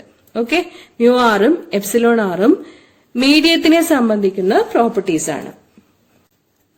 ഇലക്ട്രോമാഗ്നറ്റിക് വേവ്സിന് ഒരുപാട് പ്രോപ്പർട്ടീസ് സൂചിപ്പിക്കാൻ സാധിക്കും. ഏതെങ്കിലുമൊക്കെ എളുപ്പമുള്ളത് പഠിച്ചു വെച്ചിരുന്നാൽ മതി. ഇവിടെ എല്ലാം തന്നിട്ടുണ്ട്. തുടരുന്നു. At any point of wave propagation the ratio of electric and magnetic fields is equal to the velocity of the wave. c velocity of the wave ആണെന്ന് നമുക്കറിയാം. ഇലക്ട്രിക് ഫീൽഡിന്റെയും മാഗ്നറ്റിക് ഫീൽഡിന്റെയും റേഷ്യോ എടുക്കുമ്പോൾ കിട്ടുന്നത് ഇലക്ട്രോമാഗ്നറ്റിക് വേവ്സിന്റെ വെലോസിറ്റി ആയിരിക്കും എന്നതാണ് ഒരു property. അടുത്തത്, these waves are neutral, therefore they are not deflected by electric and magnetic fields. ഇപ്പൊ ഇലക്ട്രോമാഗ്നറ്റിക് വേവ്സിനെ പറ്റി പറയുമ്പോ അവ ന്യൂട്രൽ ആണെന്ന് മനസ്സിലാക്കണം. അതുകൊണ്ട് തന്നെ ഇലക്ട്രിക് ഫീൽഡിനോടോ മാഗ്നറ്റിക് ഫീൽഡിനോടോ ഡിഫ്ലക്ഷൻ കാണിക്കുന്നില്ല. അടുത്ത property, electromagnetic waves show the properties of reflection, refraction, interference, diffraction and polarisation as that of light and heat waves. Light വേവ്സും ഹീറ്റ് വേവ്സും കാണിക്കുന്ന ഏതെല്ലാം പ്രോപ്പർട്ടീസ് ആണ് ഇലക്ട്രോമാഗ്നറ്റിക് വേവ്സ് എക്സിബിറ്റ് ചെയ്യുക എന്നാണ് ഇവിടെ പറഞ്ഞിരിക്കുന്നത്. അവ reflection, refraction, interference, diffraction and polarisation എന്നീ പ്രോപ്പർട്ടീസ് ആണ്. അടുത്ത property, electromagnetic waves carry energy and momentum like other waves. ഇപ്പം ഇലക്ട്രോമാഗ്നറ്റിക് വേവ്സിന് എനർജിയും മൊമെന്റവും ഉണ്ടായിരിക്കും എന്നാണ് പറയുന്നത്. അപ്പം മൊമെന്റത്തിന്റെ ഇക്വേഷൻ ആണ് തന്നിരിക്കുന്നത് u/c എന്നുള്ളത്. ഓക്കെ, അടുത്തത്, they exert radiation pressure on a surface. അപ്പോ റേഡിയേഷൻ പ്രഷർ അതിന്റെ ഡീറ്റെയിൽസിലേക്ക് തൽക്കാലം ഞാൻ പോകുന്നില്ല. വേറെ പ്രോപ്പർട്ടീസ് തന്നിരിക്കുന്നത് എനർജി ഡെൻസിറ്റിയെ സംബന്ധിക്കുന്നതാണ്. എനർജി ഡെൻസിറ്റിക്ക് ഇലക്ട്രിക് ഫീൽഡിന്റെയും മാഗ്നറ്റിക് ഫീൽഡിന്റെയും ടേംസിലെ എക്സ്പ്രഷൻ തന്നിട്ടുണ്ട്. In an electromagnetic wave, the average values of electric energy density and magnetic energy density are equal. Electric energy density half epsilon 0 e square ആണ്. Magnetic energy density half B square by mu 0 എന്നതാണ്. അപ്പൊ അത് രണ്ടും equal value ആയിരിക്കുമെന്നാണ് property പറയുന്നത്. ഒരു property കൂടി സൂചിപ്പിക്കുന്നു. The velocity of the electromagnetic wave depends on the electric and magnetic properties of the medium in which these waves travel. ഏത് മീഡിയത്തിൽ കൂടിയാണോ ഇലക്ട്രോമാഗ്നറ്റിക് വേവ്സ് ട്രാവൽ ചെയ്യുക അതിനനുസരിച്ച് ഇലക്ട്രോമാഗ്നറ്റിക് വേവ്സിന്റെ വെലോസിറ്റി മാറും. It is independent of the amplitude of field vectors. ഇപ്പൊ field വെക്ടേഴ്സിന്റെ, അതായത് electric field വെക്ടറിന്റെയും മാഗ്നറ്റിക് ഫീൽഡ് വെക്ടറിന്റെയും ആംപ്ലിറ്റ്യൂഡിനെ ഡിപ്പെൻഡ് ചെയ്യുന്നില്ല. പക്ഷേ മീഡിയത്തിന് അനുസരിച്ച് വെലോസിറ്റി ഓഫ് ഇലക്ട്രോമാഗ്നറ്റിക് വേവ്സ് വ്യത്യാസപ്പെടും. ഇലക്ട്രോമാഗ്നറ്റിക് വേവ്സിന്റെ വെലോസിറ്റി മാക്സിമം ഉള്ളത് വാക്വത്തിലാണ്. അതിന്റെ value 3 into 10 power 8 meter per second എന്നതാണ്. 28ാമത്തെ ചോദ്യത്തിന്റെ B part, give one use of radio waves എന്നതാണ്. ഉത്തരം ഓസിലേറ്റർ സർക്യൂട്ട്സിൽ ഉപയോഗിക്കുന്നുണ്ട്. Radio and television communication systems, tank സർക്യൂട്ടിൽ യൂസ് ചെയ്യുന്നുണ്ട്. അതുപോലെ മൊബൈൽ ഫോൺ കമ്മ്യൂണിക്കേഷനിലും എല്ലാം റേഡിയോ വേവ്സിന് ആപ്ലിക്കേഷൻ വരുന്നുണ്ട്. 29ാമത്തെ ചോദ്യം, state Brewster's law. A glass plate of refractive index 1.6 is used as a polarizer. Find the polarizing angle. അപ്പോ ബ്രൂസ്റ്റേഴ്സ് ലോ എന്താണെന്ന് പറയണം. വളരെ ഇമ്പോർട്ടന്റ് ആണ് statement. tan IP equal to n എന്നതാണ് ഇക്വേഷൻ. എന്താണ് tan IP? Tangent of the polarizing angle is equal to the refractive index of the material of the reflecting medium. അതാണ് tan IP equal to n എന്ന Brewster's ലോയുടെ statement. Okay, ഇനി problem ആണ്. A glass plate of refractive index 1.6. So n equal to 1.6 തന്നിരിക്കുന്നു. അങ്ങനെയാണെങ്കിൽ polarising angle കണ്ടുപിടിക്കാനാണ് ചോദ്യം. Brewster's ലോയില് apply ചെയ്ത് കൊടുത്താൽ മതി. tan IP ഈക്വൽ ടു 1.6 ആണ്. So polarising angle IP equal to tan inverse 1.6. When you work out this, you will get the answer to be 58 degree. Okay? ഇനി നമുക്ക് 30ാമത്തെ ചോദ്യത്തിലേക്ക് കിടക്കാം. ഇത് ഫോട്ടോ ഇലക്ട്രിക് ഇഫക്റ്റിനെ സംബന്ധിക്കുന്നതാണ്. Calculate the work function in electron volt for a metal given that the photoelectric threshold wavelength is 6800 angstrom. Wave length തന്നിട്ടുണ്ട്. അപ്പോ work function കണ്ടുപിടിക്കാനാണ് ചോദിച്ചിരിക്കുന്നത്. വർക്ക് ഫംഗ്ഷൻ എന്ന് പറഞ്ഞാൽ minimum energy required to eject an electron from the metal surface. അതാണ് work function എന്നതുകൊണ്ട് ഉദ്ദേശിക്കുന്നത്. വർക്ക് ഫംഗ്ഷന്റെ expression φ0 equal to h nu 0 എന്നാണ്. ന്യൂ 0 ത്രഷോൾഡ് ഫ്രീക്വൻസി ആണ്. ത്രഷോൾഡ് വേവ് ലെങ്ത്തിന്റെ ടേംസിൽ ന്യൂ 0യെ c ബൈ λ0 എന്ന് പറയാം. Where c is the velocity of light and λ0 is the threshold wavelength. ആ വാല്യൂ ആണ് തന്നിരിക്കുന്നത്. ആങ്സ്ട്രത്തിലാണ്. അതിനെ മീറ്ററിലേക്ക് മാറ്റാൻ വേണ്ടി 10⁻⁻10 കൊണ്ട് മൾട്ടിപ്ലൈ ചെയ്യണം. h പ്ലാങ്ക്സ് കോൺസ്റ്റന്റ് ആണ്. ഇപ്പോൾ വാല്യൂസ് സബ്സ്റ്റിറ്റ്യൂട്ട് ചെയ്ത് കൊടുക്കുമ്പോൾ നമുക്ക് കിട്ടുക 6.634 into 10⁻⁻34 into 3 into 10⁻8 divided by 6800 into 10⁻⁻10. ഉത്തരം ജൂളിൽ കിട്ടുന്നത് 2.925 into 10⁻⁻19 ജൂൾ എന്നാണ്. ഇലക്ട്രോൺ വോൾട്ടിലുള്ള ആൻസർ ആണ് ചോദിച്ചിരിക്കുന്നത്. 1 ഇലക്ട്രോൺ വോൾട്ട് എന്ന് പറഞ്ഞാൽ 1.6 into 10⁻⁻19 ജൂൾ ആണ്. അതുകൊണ്ട് ജൂളിലുള്ള ആൻസറിനെ ഇലക്ട്രോൺ വോൾട്ടിലേക്ക് കൺവേർട്ട് ചെയ്യാൻ വേണ്ടി 1.6 into 10⁻⁻19 കൊണ്ട് ഡിവൈഡ് ചെയ്യണം. അപ്പോൾ നമുക്ക് കിട്ടുക work function φ0 equal to 1.83 electron volt എന്നായിരിക്കും. ക്ലിയർ? 31ാമത്തെ ചോദ്യം. ഇതും ഗോസസ് തിയറത്തിന്റെ ആപ്ലിക്കേഷൻ ആണ്. മുമ്പൊരു ചോദ്യം ഗോസസ് തിയറത്തിന്റെ ആപ്ലിക്കേഷൻ നമ്മൾ കണ്ടിരുന്നു. ഇത് പ്ലെയിൻ ഷീറ്റ് ഓഫ് ചാർജ് ആണ്. Derive an equation for the electric intensity due to an infinite thin plane sheet of charge using Gauss's law. Symmetric charge distribution കാരണമുള്ള ഇലക്ട്രിക് ഫീൽഡ് ഇന്റൻസിറ്റി കണ്ടുപിടിക്കാൻ വേണ്ടിയിട്ടാണ് Gauss's law പ്രയോജനപ്പെടുത്താൻ പറ്റുന്നത്. നമുക്ക് ഒരു plane sheet of charge കാരണമുള്ള electric field ഇന്റൻസിറ്റിയാണ് കാണേണ്ടത്. ഇവിടെ കാണിച്ചിരിക്കുന്നത് എക്സ് ആക്സിസിന് പെർപെൻഡിക്കുലർ ആയിട്ടുള്ള ഒരു പ്ലെയിൻ ആണ്. എക്സ് എന്ന പോയിന്റിലേക്കുള്ള ഇലക്ട്രിക് ഫീൽഡ് ഇന്റൻസിറ്റി, എക്സ് ഡിസ്റ്റൻസിലുള്ള പോയിന്റിലേക്കുള്ള ഇലക്ട്രിക് ഫീൽഡ് ഇന്റൻസിറ്റി എത്രയാണെന്നാണ് കണ്ടുപിടിക്കാനുള്ളത്. അപ്പൊ പോസിറ്റീവ് എക്സ് ആക്സിസില് എക്സ് ഡിസ്റ്റൻസിൽ ഒരു പോയിന്റ് ഉണ്ടെങ്കിൽ നെഗറ്റീവ് എക്സ് ആക്സിസിലും എന്തുണ്ടായിരിക്കും? കറസ്പോണ്ടിങ് പോയിന്റ് നമുക്ക് കൺസിഡർ ചെയ്യാൻ പറ്റുന്നതാണ്. ഇനി ഗോസസ് തിയറം അപ്ലൈ ചെയ്യണമെന്നുണ്ടെങ്കിൽ പറ്റിയൊരു ഗോഷ്യൻ സർഫസ് വേണം. Gaussian surface plane sheet of ചാർജിന് രണ്ട് തരത്തിലെടുക്കാം. സിലിണ്ടറിക്കൽ ഗോഷ്യൻ സർഫസ് എടുക്കാം, അല്ലെങ്കിൽ ഇവിടെ കാണിച്ചിരിക്കുന്നത് പോലെ ഒരു റെക്ടാംഗുലർ ബോക്സ് ആയിട്ട് എടുക്കാം. റെക്ടാംഗുലർ ബോക്സ് ആയിട്ട് എടുക്കുകയാണെങ്കിൽ അതിന് എത്ര ഫേസസ് ഉണ്ടാകും നമുക്കറിയാം. 6 ഫേസസ് ആണ് ഒരു റെക്ടാംഗുലർ ബോക്സിനുള്ളത്. പ്ലെയിൻ ഷീറ്റിന് പാരലൽ ആയിട്ടായിരിക്കും 2 ഫ്ലാറ്റ് ഫേസസ് 2 സൈഡിലും ഉണ്ടാവുക.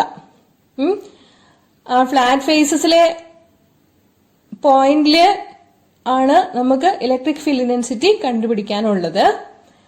പിന്നെ 4 മുഖങ്ങളുള്ളത് എന്താന്ന് വെച്ചാല് അവ പ്ലെയിൻ ഷീറ്റിന് പെർപെൻഡിക്കുലർ ആയിട്ടുള്ള 4 മുഖങ്ങളായിരിക്കും. ഇലക്ട്രിക് ഫീൽഡും ഏരിയ വെക്ടറും ഈ 4 മുഖങ്ങളിലും പെർപെൻഡിക്കുലർ ആയിട്ടായിരിക്കും വരിക. അതുകൊണ്ട് EdS cos തീറ്റ എന്ന് പറയുന്നത് EdS cos 90 ഈക്വൽ ടു 0 ആയിരിക്കും. പിന്നെ 2 ഫ്ലാറ്റ് ഫേസസില് ഇലക്ട്രിക് ഫീൽഡും ഏരിയ വെക്ടറും ഒരേ ഡിറക്ഷനിലേക്ക് തന്നെയാണ് വരുന്നത്. അതുകൊണ്ട് EdS cos 0 എന്ന് വരും. That is equal to EdS. നമുക്ക് 2 ഫ്ലാറ്റ് ഫേസസ് ആണുള്ളത്. അപ്പൊ 2 ഫ്ലാറ്റ് ഫേസസിന്റെയും കൂടി ഏരിയ കൺസിഡർ ചെയ്യുമ്പോൾ 2ES എന്ന് കൊടുക്കാവുന്നതാണ്. 2ES എന്നുള്ളതാണ് സർഫസ് ഇന്റഗ്രൽ E.ds എന്നതിന്റെ മൊത്തത്തിൽ നമുക്ക് കിട്ടുന്നത്. 3 ഫേസസും എടുക്കുമ്പോൾ, അതായത് 2 ഫ്ലാറ്റ് ഫേസസും പിന്നെ റെക്ടാംഗുലർ ബോക്സിന്റെ 4 പ്ലെയിൻ ഷീറ്റിന് പെർപെൻഡിക്കുലർ ആയിട്ടുള്ള 4 ഫേസസും കൂടി എടുക്കുമ്പോൾ കിട്ടുന്നത് സർഫസ് ഇന്റഗ്രൽ E.ds ന്റെ വാല്യൂ 2ES എന്നായിരിക്കും. That is equal to 1/ε0 into Q എന്നാണ് കൊടുക്കേണ്ടത്. 1/ε0 into Q എന്താണെന്ന് അറിയണം. Q എന്താണെന്ന് അറിയാൻ വേണ്ടിയിട്ട് പ്ലെയിൻ ഷീറ്റ് ഓഫ് ചാർജിന്റെ സർഫസ് ചാർജ് ഡെൻസിറ്റി ആണ് എടുക്കുന്നത്. Surface charge density sigma equal to Q/S ആണ്, or Q equal to sigma S ആണ്. ദെർഫോർ RHS എങ്ങനെ കൊടുക്കാൻ പറ്റും? 1/ε0 into Q എന്നതിന് പകരം സിഗ്മ S/ε0 എന്നാകും. So 2ES equal to sigma S/ε0 എന്ന് കിട്ടുന്നതായിരിക്കും. രണ്ടിടത്തും S ക്യാൻസൽ ആയി പോകും. സർഫസ് S ഏരിയ അത് ക്യാൻസൽ ആയിട്ട് പോകുമ്പോ പിന്നെ കിട്ടുന്നത് E ഈക്വൽ ടു സിഗ്മ/2ε0 എന്നായിരിക്കും. ഒരു സിലിണ്ടറിക്കൽ ഗോഷ്യൻ സർഫസ് എടുത്ത് വർക്കൌട്ട് ചെയ്താലും ഇത് തന്നെയാണ് വരുന്നത്. സിലിണ്ടറിക്കൽ ഗോഷ്യൻ സർഫസിനാണെങ്കിൽ 2 ഫ്ലാറ്റ് ഫേസസിലെ ഏരിയ കൂട്ടിയെടുക്കുമ്പോഴത്തേക്കും 2ES എന്ന് കിട്ടും. കേർഡ് ഫേസിൽ നമുക്ക് ഇലക്ട്രിക് ഫീൽഡും ഏരിയ വെക്ടറും പെർപെൻഡിക്കുലർ ആയിട്ട് വരുന്നത് കൊണ്ട് കേർഡ് ഫേസിൽ ഫ്ലക്സ് 0 ആയിരിക്കും. ഓക്കെ, എങ്ങനെ വേണമെങ്കിലും എടുക്കാം. സിലിണ്ടറിക്കൽ ഗോഷ്യൻ സർഫസ് ആണെങ്കിലും അല്ലെങ്കിൽ ഒരു റെക്ടാംഗുലർ ബോക്സ് ആയിട്ട് എടുക്കുകയാണെങ്കിലും, പാരലീപിപ്പിഡ് പോലുള്ള റെക്ടാംഗുലർ ബോക്സ് ആയിട്ട് എടുക്കുകയാണെങ്കിലും 2 കേസിലും ഒരേ വാല്യൂ തന്നെയായിരിക്കും ഇലക്ട്രിക് ഫീൽഡ് ഇന്റൻസിറ്റിക്ക് കിട്ടുന്നത്. ക്ലിയർ? 32ാമത്തെ ചോദ്യം, derive the equation for the capacitance of A parallel plate capacitor. Parallel plate capacitor എന്നാൽ എന്തെന്ന് നമുക്കറിയാം. 2 പ്ലെയിൻ ഷീറ്റ്സ് ഓഫ് ചാർജസ് ഉണ്ട്. ഒന്ന് പോസിറ്റീവ്ലി ചാർജ്ഡ് ആയിരിക്കും, മറ്റൊന്ന് നെഗറ്റീവ്ലി ചാർജ്ഡ് ആയിരിക്കും. അത് ഒരു ഇൻസുലേറ്റിംഗ് മീഡിയത്തില് വളരെ ചെറിയൊരു സെപ്പറേഷനിൽ വെച്ച് കഴിഞ്ഞാൽ അതിനെ നമുക്കൊരു പാരലൽ പ്ലേറ്റ് കപ്പാസിറ്റർ എന്ന് പറയാൻ സാധിക്കും. ഇലക്ട്രിക് ഫീൽഡിന്റെ ഡിറക്ഷൻ ഇവിടെ കാണിച്ചിരിക്കുന്നത് പോലെ പോസിറ്റീവിൽ നിന്ന് നെഗറ്റീവിലേക്കായിരിക്കും. Separation between the plates D എന്ന് തന്നിട്ടുണ്ട്. A ആണ് area of the plate. Electric field നമ്മൾ കൺസിഡർ ചെയ്യുമ്പോൾ പ്ലസ് സിഗ്മയുടെയും മൈനസ് സിഗ്മയുടെയും മിഡിലിൽ വരുന്ന പോർഷനിൽ മാത്രം ഇലക്ട്രിക് ഫീൽഡ് കൺസിഡർ ചെയ്താൽ മതി. മറ്റ് ഭാഗങ്ങളിൽ, അതായത് മൈനസ് സിഗ്മ ഷീറ്റിന് കഴിഞ്ഞിട്ടുള്ള ഭാഗത്തും പ്ലസ് സിഗ്മ ഷീറ്റിന് കഴിഞ്ഞിട്ടുള്ള ഭാഗത്തും പോസിറ്റീവ് നെഗറ്റീവ് ഡിറക്ഷനിൽ നമ്മൾ എടുക്കുമ്പോൾ അവിടുത്തെ ഇലക്ട്രിക് ഫീൽഡ് ഇന്റൻസിറ്റി 0 ആയിരിക്കും. ആ ഇൻ ബിറ്റ്വീൻ റീജിയനിൽ മാത്രമാണ് ഇലക്ട്രിക് ഫീൽഡ് ഉണ്ടാവുക. ഇലക്ട്രിക് ഫീൽഡിന്റെ വാല്യൂ എന്ന് പറയുന്നത് സിഗ്മ/ε0 ആയിരിക്കും. Sigma surface charge density equal to Q/A. ആ വാല്യൂ സബ്സ്റ്റിറ്റ്യൂട്ട് ചെയ്ത് കൊടുക്കുമ്പോൾ Q/ε0A എന്ന് ഇലക്ട്രിക് ഫീൽഡ് ഇന്റൻസിറ്റിയുടെ വാല്യൂ കിട്ടുന്നതായിരിക്കും. ഇനി potential difference between the two plates is given by the expression V equal to E into d. ഇയുടെ വാല്യൂ സബ്സ്റ്റിറ്റ്യൂട്ട് ചെയ്ത് കൊടുക്കുക. അപ്പോ V equal to Q d by epsilon 0 A എന്ന് കിട്ടുന്നതായിരിക്കും. കപ്പാസിറ്റൻസിന്റെ ഇക്വേഷൻ നമുക്കറിയാം, C equal to Q by V. That is Q by Q d by epsilon 0 A. Epsilon 0 A ന്യൂമറേറ്ററിലേക്ക് പോകും, ക്യൂവും ക്യാൻസൽ ആയി പോകും. പിന്നെ കിട്ടുന്നത് എപ്സിലോൺ 0 A ബൈ ഡി എന്നായിരിക്കും. Capacitance of the parallel plate capacitor in air or vacuum കിട്ടുക. ഒരു മീഡിയത്തിലായിരിക്കുമ്പോ എപ്സിലോൺ ആർ വാല്യൂം കൂടി കൺസിഡർ ചെയ്യേണ്ടി വരും. C equal to epsilon 0 epsilon r A by d. Okay, അപ്പൊ ഇതില് ഞാൻ മിനിമം സ്റ്റെപ്സ് മാത്രമേ പറഞ്ഞിട്ടുള്ളൂ. അതിന്റെ ആവശ്യമുള്ളൂ. 3 മാർക്കിന് നമ്മൾ ഡയഗ്രാം വരച്ച് ആവശ്യമുള്ള ഇക്വേഷൻസ് മാത്രം കൊടുത്തു കഴിഞ്ഞാൽ മതിയാകും. ഡയഗ്രാം കറക്റ്റ് ആയിരിക്കണം, സ്റ്റെപ്സും കറക്റ്റ് ആയിരിക്കണം. ഓക്കെ, 33ാമത്തെ ചോദ്യം, find the value of current I in the circuit shown in the figure. Diagram ശരിക്കും മനസ്സിലാക്കണം. സപ്ലൈ വോൾട്ടേജ് 2 വോൾട്ട് ആണ്. 3 30 ഓം റെസിസ്റ്റൻസസ് ആണ് കണക്ട് ചെയ്ത് കൊടുത്തിരിക്കുന്നത്. ആരോ മാർക്ക് കാണിച്ചിരിക്കുന്ന ഭാഗം കണ്ടോ?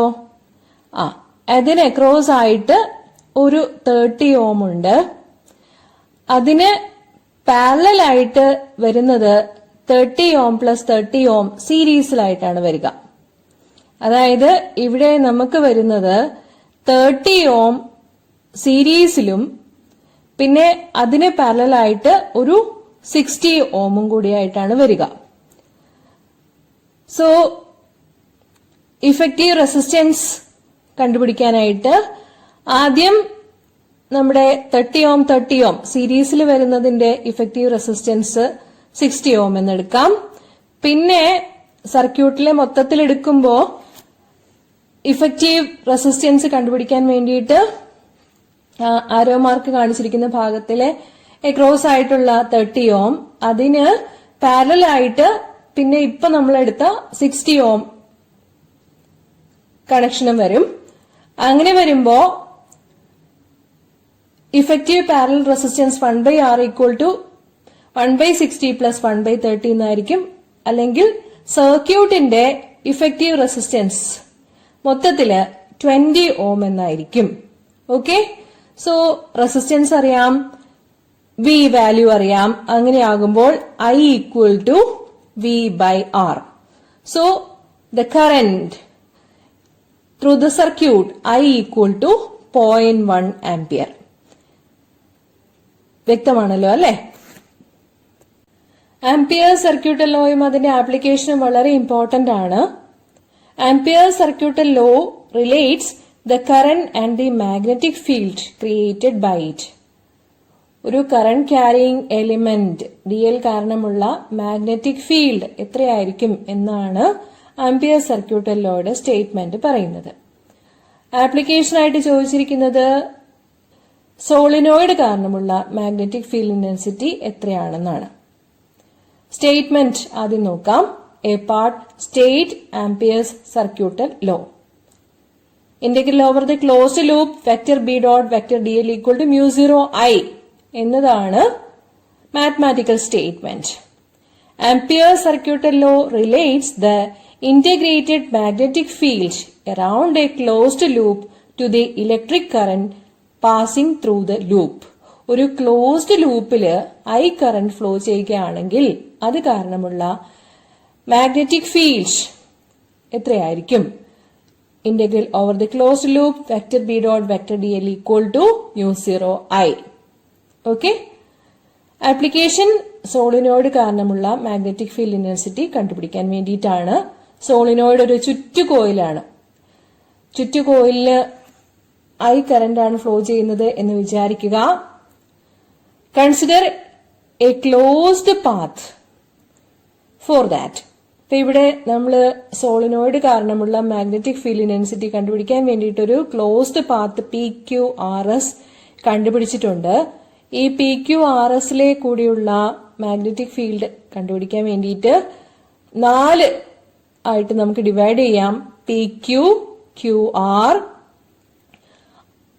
RS, SP എന്നിങ്ങനെ 4 ആയിട്ട് പാത്തുകളെ ഡിവൈഡ് ചെയ്തെടുക്കാവുന്നതാണ്.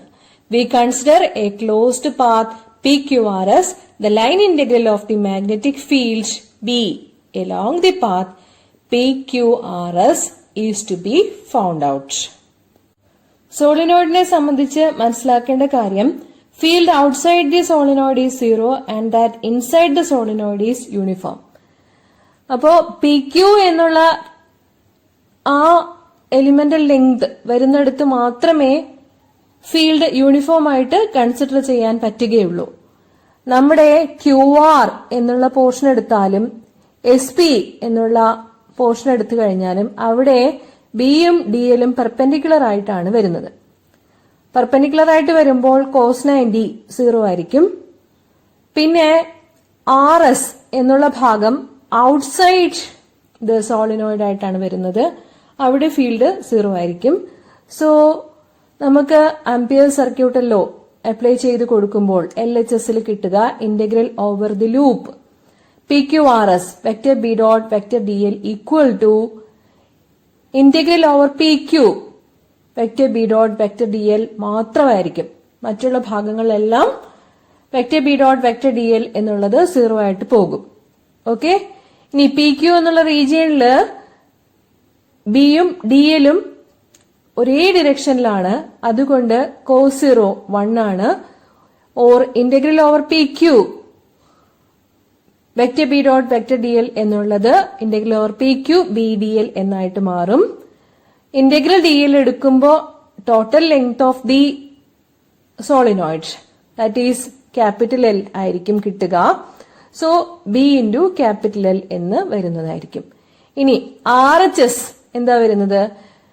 RHSന്റെ ഭാഗത്ത് μ0I എന്നുള്ളതാണ്. What is I?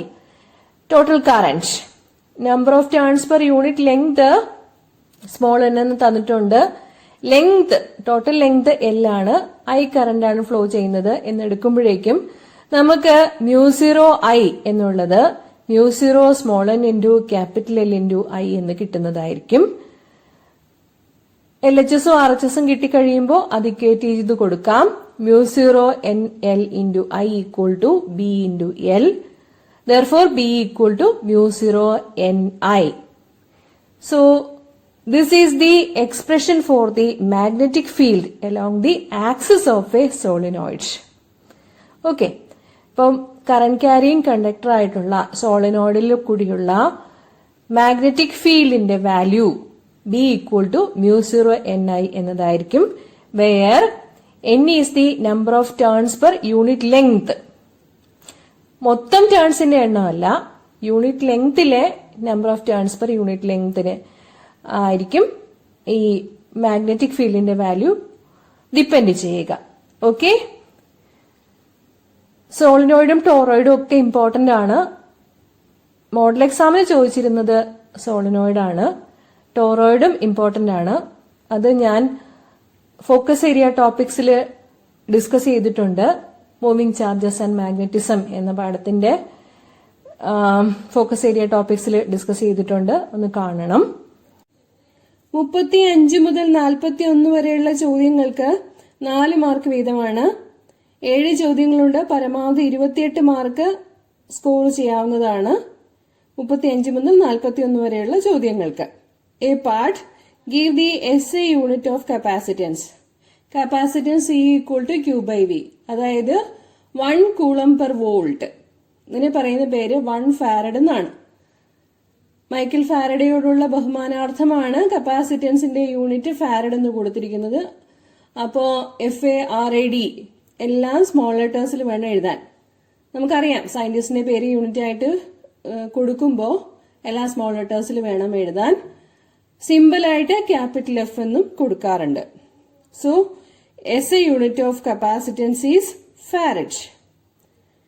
B part.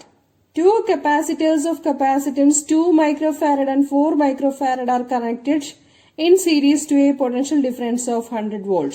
Calculate the potential difference across each capacitor. ഇവിടെ നമുക്ക് 2 കപ്പാസിറ്ററുകൾ സീരീസ് ആയിട്ട് കണക്ട് ചെയ്തിരിക്കുന്നു എന്നാണ് പറഞ്ഞിരിക്കുന്നത്. സീരീസ് കപ്പാസിറ്റൻസ് എന്ന് പറഞ്ഞാൽ നമുക്കറിയാം charge is the same and across each capacitors we have to find out the potential drop. Source ആയിട്ട് കൊടുക്കുന്നത് 100 വോൾട്ട് ആണ്. സീരീസ് കപ്പാസിറ്റേഴ്സിന്റെ ഇഫക്റ്റീവ് പാരലൽ കപ്പാസിറ്റൻസ് കണ്ടുപിടിക്കാനുള്ള equation 1/C equal to 1/C1 plus 1/C2 എന്നതാണ്. That is 1/2 plus 1/4. അതിൽ നിന്നും സിയുടെ value കിട്ടുക 4/3 micro farad എന്നാണ്. മൈക്രോ ഫാരഡിനെ ഫാരഡ് ആക്കുമ്പോൾ 10⁻⁻6 കൊണ്ട് മൾട്ടിപ്ലൈ ചെയ്യണം. So 4/3 micro farad. ഇവിടെ ക്വസ്റ്റ്യൻ തന്നിരിക്കുന്നതില് 2 ഫാരഡ് 4 ഫാരഡ് എന്നാണ് തന്നിരിക്കുന്നത് കപ്പാസിറ്റർ വാല്യൂസ്. മൈക്രോ ഫാരഡ് ആണ്. ഫാരഡ് എന്ന് പറഞ്ഞാൽ വളരെ വലിയ യൂണിറ്റ് ആണ്. പ്രാക്ടിക്കൽ ആപ്ലിക്കേഷന് വേണ്ടിയിട്ട് മൈക്രോ ഫാരഡ് പീക്കോ ഫാരഡ് ഒക്കെയാണ് ഉപയോഗിക്കാറുള്ളത് സർക്യൂട്ടുകളിൽ. ഇവിടെയും അത് മൈക്രോ ഫാരഡ് എന്നാണ് മനസ്സിലാക്കേണ്ടത്. ഓക്കെ, സോ നമ്മൾ പറഞ്ഞു ചാർജ് സെയിം ആണെന്ന്.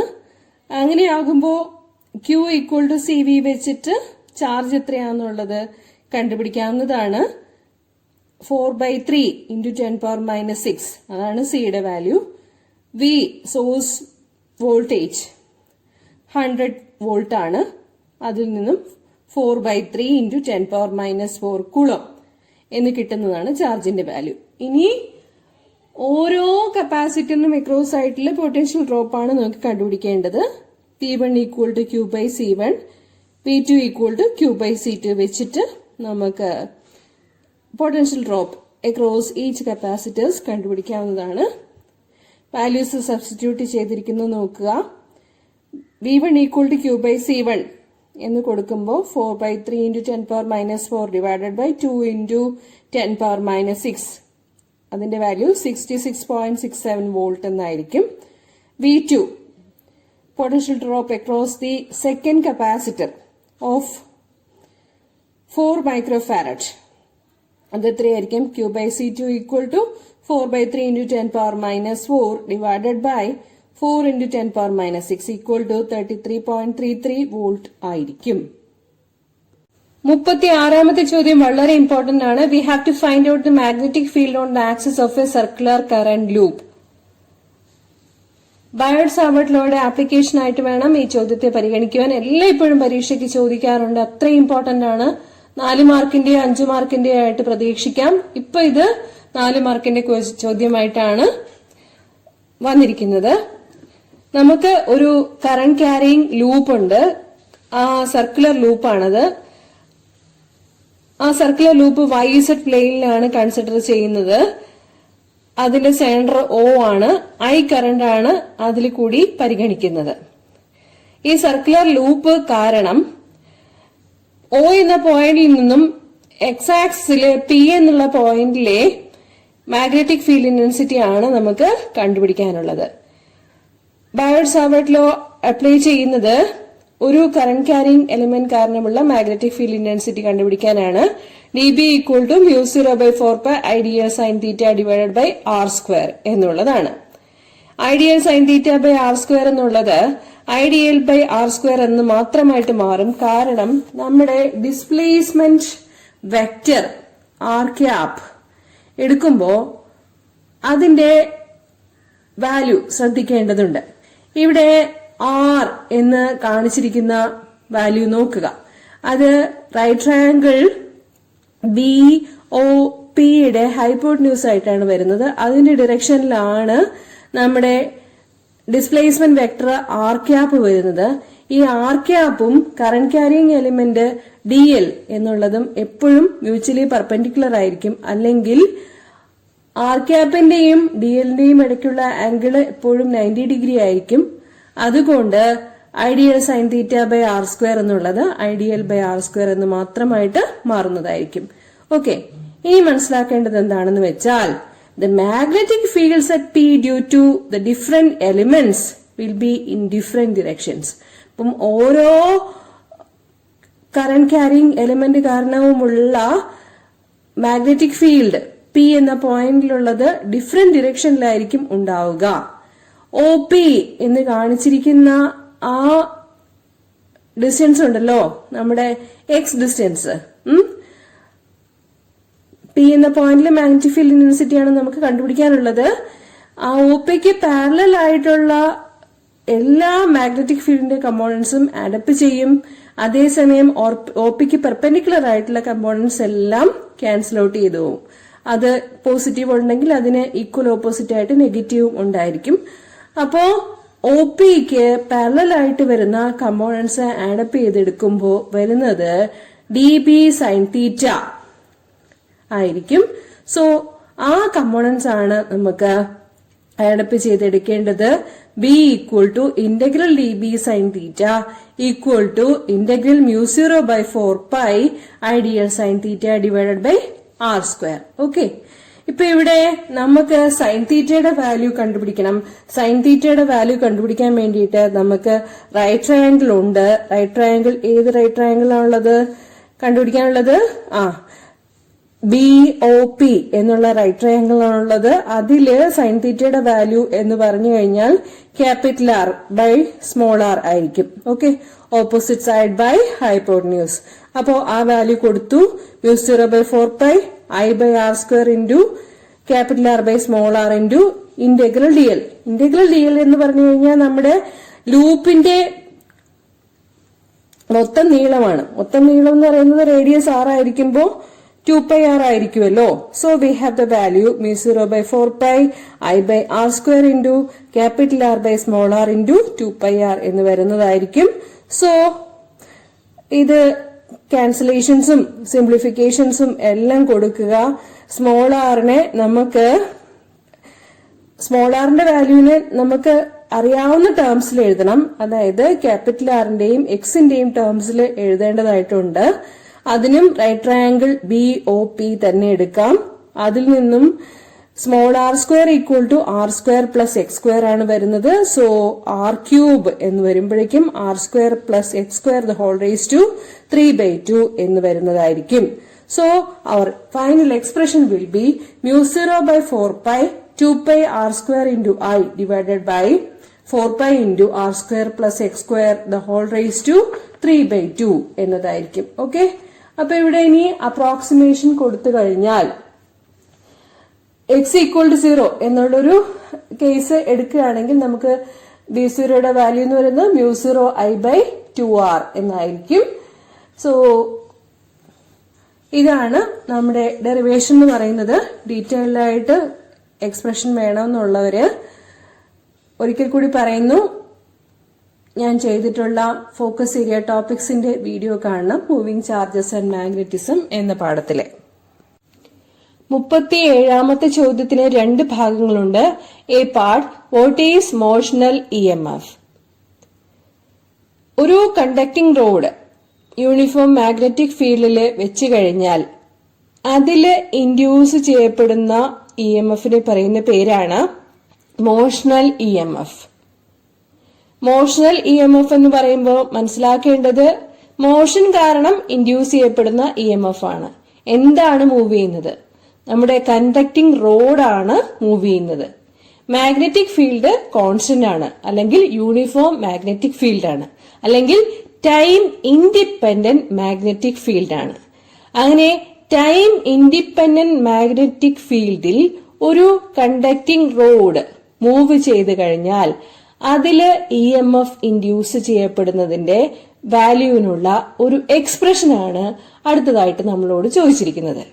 Derive the equation for the induced EMF between the ends of a straight conductor moving perpendicular to a uniform magnetic field. Motional EMFന്റെ definition പഠിക്കണം. An EMF induced by the motion of the conductor across the magnetic field is a motional EMF. Okay, അപ്പൊ ഇനി motional EMFനുള്ള expression കണ്ടുപിടിക്കാൻ വേണ്ടിയിട്ട് ഒരു conductor PQRS പരിഗണിക്കുന്നു. Rectangular ഷേപ്പിലുള്ള കണ്ടക്ടറാണ് PQRS എന്ന് പറയുന്നത്. PQ എന്ന് പറയുന്ന സൈഡ് അത് ഫ്രീ ടു മൂവ് ആണ്, അതിന് ചലിക്കാൻ സാധിക്കുന്നതാണ്. ഈ PQ എന്ന് പറയുന്ന സൈഡ് ലെഫ്റ്റിലേക്ക് ഒരു കോൺസ്റ്റന്റ് വെലോസിറ്റി Vയില് മൂവ് ചെയ്തുകൊണ്ടിരിക്കുന്നു. ഡയഗ്രാം നമുക്ക് ശ്രദ്ധിക്കാം. ഇവിടെ ഇൻറ്റു മാർക്കിട്ട് കാണിച്ചിരിക്കുന്നത് നോക്കിക്കോളൂ. അത് നമ്മുടെ uniform magnetic field into the plane of the paper അതിനെയാണ് സൂചിപ്പിക്കുന്നത്. ആ യൂണിഫോം മാഗ്നറ്റിക് ഫീൽഡിലാണ് നമ്മുടെ റെക്ടാങ്കുലർ ലൂപ്പ് PQRS വെച്ചിരിക്കുന്നത്. PQ എന്ന സൈഡ് കണ്ടക്ടറിന്റെ സൈഡ് ലെഫ്റ്റിലേക്ക് v വെലോസിറ്റിയിൽ മൂവ് ചെയ്തുകൊണ്ടിരിക്കുന്നു എന്നാണ് നമ്മൾ പറയുന്നത്. ഓക്കെ, അതാണ് ഡയഗ്രത്തിൽ നിന്ന് നമുക്ക് മനസ്സിലാക്കാനുള്ളത്. എല്ലും എക്സും കാണിച്ചിരിക്കുന്നത് നോക്കുക. Length RQ equal to x and RS എന്ന് കാണിച്ചിരിക്കുന്ന ഭാഗമാണ് L. ഇപ്പൊ ഇവിടെ മാഗ്നറ്റിക് ഫ്ലക്സ് കണ്ടക്ടർ മൂവ് ചെയ്ത് കഴിയുമ്പോഴത്തേക്കും ഫ്ലക്സ് ഉണ്ടാകും. മാഗ്നറ്റിക് ഫ്ലക്സ് എന്ന് പറയുന്നത് നമ്മുടെ ഗോസസ് തിയറം തരുന്നതാണ്. Phi equal to integral B dot A എന്നുള്ള വാല്യൂ ആണ്. B ഡോട്ട് A എന്ന് പറയുന്നത് area, magnetic field into area എടുക്കുമ്പോഴത്തേക്കും കിട്ടുന്നത് BLX ആയിരിക്കും. ഇവിടെ തീറ്റയുടെ വാല്യൂ 0 ആയിരിക്കും. കാരണം into the plane of the paper magnetic field എടുക്കുമ്പോൾ ആ സൈഡിലേക്കുള്ള ഏരിയയുടെ കമ്പോണന്റ് ആണ് എടുക്കേണ്ടത്. ഏരിയ വെക്ടറിന്റെ direction into the plane of the paper ആണ് എടുക്കേണ്ടത്. അങ്ങനെ എടുക്കുമ്പോഴേക്കും തീറ്റ ഈക്വൽ ടു 0 വരും.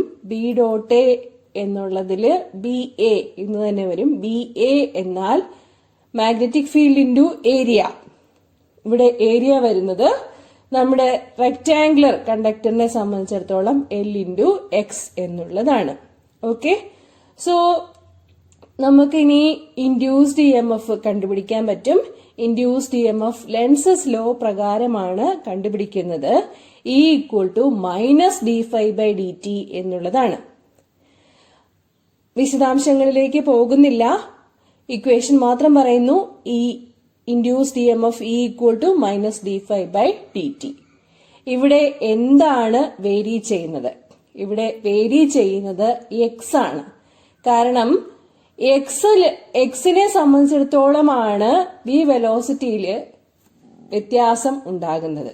Okay, our road PQ is moved towards the left with a constant velocity v എന്നാണ് പറഞ്ഞിരിക്കുന്നത്.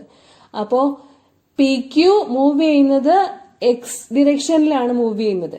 അപ്പൊ അതുകൊണ്ട് എക്സിനാണ് സമയത്തിനനുസരിച്ച് വ്യത്യാസം ഉണ്ടാകുന്നത്. നമ്മുടെ -dφ/dt എന്നുള്ള ഭാഗത്ത് ഫ്ലക്സിന് BLX എന്ന് കൊടുത്തു കഴിഞ്ഞാൽ ബിയും എല്ലും കോൺസ്റ്റന്റ് വാല്യൂസ് ആണ്. പിന്നെ dx/dt ആണ് എടുക്കേണ്ടത്. dx/dt എന്ന് പറഞ്ഞു കഴിഞ്ഞാൽ rate of change of position. So that is equal to our velocity. So ഇവിടെ induced EMF E equal to -BLV എന്ന് കിട്ടുന്നതാണ്. Okay, -BLV. വളരെ ബ്രീഫായിട്ട് അത്യാവശ്യമുള്ള സ്റ്റെപ്സ് മാത്രമേ പറഞ്ഞിട്ടുള്ളൂ. ഡയഗ്രാം വൃത്തിയായിട്ട് വരയ്ക്കുക, മോഷണൽ EMFന്റെ ഡെഫിനിഷൻ പറയുക. E ഈക്വൽ ടു -dφ/dtയില്, അതായത് ലെൻസസ് ലോയില് ഫൈയുടെ വാല്യൂ സബ്സ്റ്റിറ്റ്യൂട്ട് ചെയ്ത് കൊടുക്കുക. dx/dtക്ക് പകരം വെലോസിറ്റി എന്ന് കൊടുക്കുക. അത്രയും മാത്രമേ ഇവിടെ ചെയ്തിട്ടുള്ളൂ. ഇവിടെ ഫൈനൽ ആൻസർ ഇവിടെ മാഗ്നിറ്റ്യൂഡ് മാത്രമായിട്ടാണ് എഴുതിയിരിക്കുന്നത്. മാഗ്നിറ്റ്യൂഡ് മാത്രമേ തൽക്കാലം ഞാനിത് പറയുന്നുള്ളൂ. ഇൻഡ്യൂസ്ഡ് EMFന് ഡിറക്ഷനും കൂടി ഉള്ളതാണ്. വളരെ എളുപ്പമുള്ള ഒരു ഡെറിവേഷനാണ് 38ാമത്തെ ചോദ്യമായിട്ട് ചോദിച്ചിരിക്കുന്നത്. എല്ലാവരും പരീക്ഷയ്ക്ക് പൊതുവെ എഴുതി കാണാറുള്ള ഒരു ചോദ്യം കൂടിയാണിത്. Derive the mirror formula for a concave mirror. നമ്മുടെ കോൺകേവ് മിറർ ഇവിടെ കാണിച്ചിട്ടുണ്ട്. ആ കോൺകേവ് മിററില് ഓബ്ജക്റ്റ് എന്ന് പറയുന്നത് സിയുടെ അപ്പുറത്തായിട്ട് വെച്ചിരിക്കുന്നതായിട്ടാണ് കാണിച്ചിരിക്കുന്നത്. അപ്പോ ഇമേജ് ഫോം ചെയ്യുക സിക്കും എഫിനും ഇടയിലായിട്ടായിരിക്കും. ഇപ്പൊ റിഫ്ലക്റ്റഡ് റേസ് B' എന്നുള്ള പോയിന്റിൽ മീറ്റ് ചെയ്യുന്നതാണ്. ഓക്കെ, അങ്ങനെ ആയതുകൊണ്ട് ഇമേജ് ഫോം ചെയ്യുന്നത് റിയൽ ഇമേജ് ആയിരിക്കും. ഇവിടെ നമ്മൾക്ക് മാത്തമാറ്റിക്സ് മാത്രം അപ്ലൈ ചെയ്താൽ മതി. അപ്പോഴേക്കും ഫൈനൽ ഇക്വേഷനിലേക്ക് എത്താൻ പറ്റും. ഒരു ചെറിയ സൈൻ കൺവെൻഷനും കൂടി കൊടുത്താൽ മാത്രം മതിയാകും. ഓക്കെ, നമുക്ക് A', B', F അതുപോലെ DPF എന്നീ 2 ട്രയാങ്കിളുകൾ പരിഗണിക്കാം. DPF എന്നുള്ള ട്രയാങ്കിൾ ആയിട്ട് തന്നെ പരിഗണിക്കാൻ കാരണം മാർജിനൽ റേസ് ആയിട്ട് എടുക്കുമ്പോഴേക്കും നമ്മുടെ DP എന്നുള്ളത് ഒരു സ്ട്രെയിറ്റ് ലൈൻ ആയിട്ട് തന്നെ പരിഗണിക്കാൻ പറ്റുന്നതാണ്. ഓക്കെ, അങ്ങനെ വരുമ്പോൾ A', B' divided by PD equal to A', F divided by PF എന്ന് കിട്ടുന്നതായിരിക്കും. ഇനി A', അതിന്റെ വാല്യൂ എത്രയാണ്? A', എന്ന് പറഞ്ഞാൽ PA' മൈനസ് PF ആണ്. ഇനി നമ്മുടെ ഡയഗ്രത്തിൽ നോക്കിക്കോളൂ. PD എന്ന് പറയുന്നതും AB എന്ന് പറയുന്നതും ഒന്ന് തന്നെയാണ്. ഓക്കെ, അതിന്റെ ഹൈറ്റ് വെച്ച് നോക്കുമ്പോൾ അല്ലെങ്കിൽ ആ ഡിസ്റ്റൻസ് എടുക്കുമ്പോഴത്തേക്കും PD എന്നാലും AB എന്നാലും ഒന്ന് തന്നെയായിരിക്കും. അപ്പോൾ ഇക്വേഷൻ 1 കിട്ടിക്കഴിഞ്ഞു. ഇനി അടുത്ത സെറ്റ് ഓഫ് സിമിലർ ട്രയാങ്കിൾസ് എടുക്കണം. അതാണ് ABP അതുപോലെ A', B', P. അത് രണ്ടും എടുത്തു കഴിയുമ്പോൾ A', B' divided by AB equal to PA' divided by PA എന്ന് കിട്ടുന്നതായിരിക്കും. അപ്പൊ നമുക്ക് ഇക്വേഷൻ 1ഉം ഇക്വേഷൻ 2ഉം ആയി കഴിഞ്ഞു. ഈ 2 ഇക്വേഷൻസിനെയും കമ്പയർ ചെയ്യാം. രണ്ടിന്റെയും LHS A', B' divided by AB ആണ്. അതുകൊണ്ട് RHSകൾ രണ്ടും ഇക്വേറ്റ് ചെയ്യാം. PA' minus PF divided by PF that is equal to PA' divided by PA എന്നതാണ്.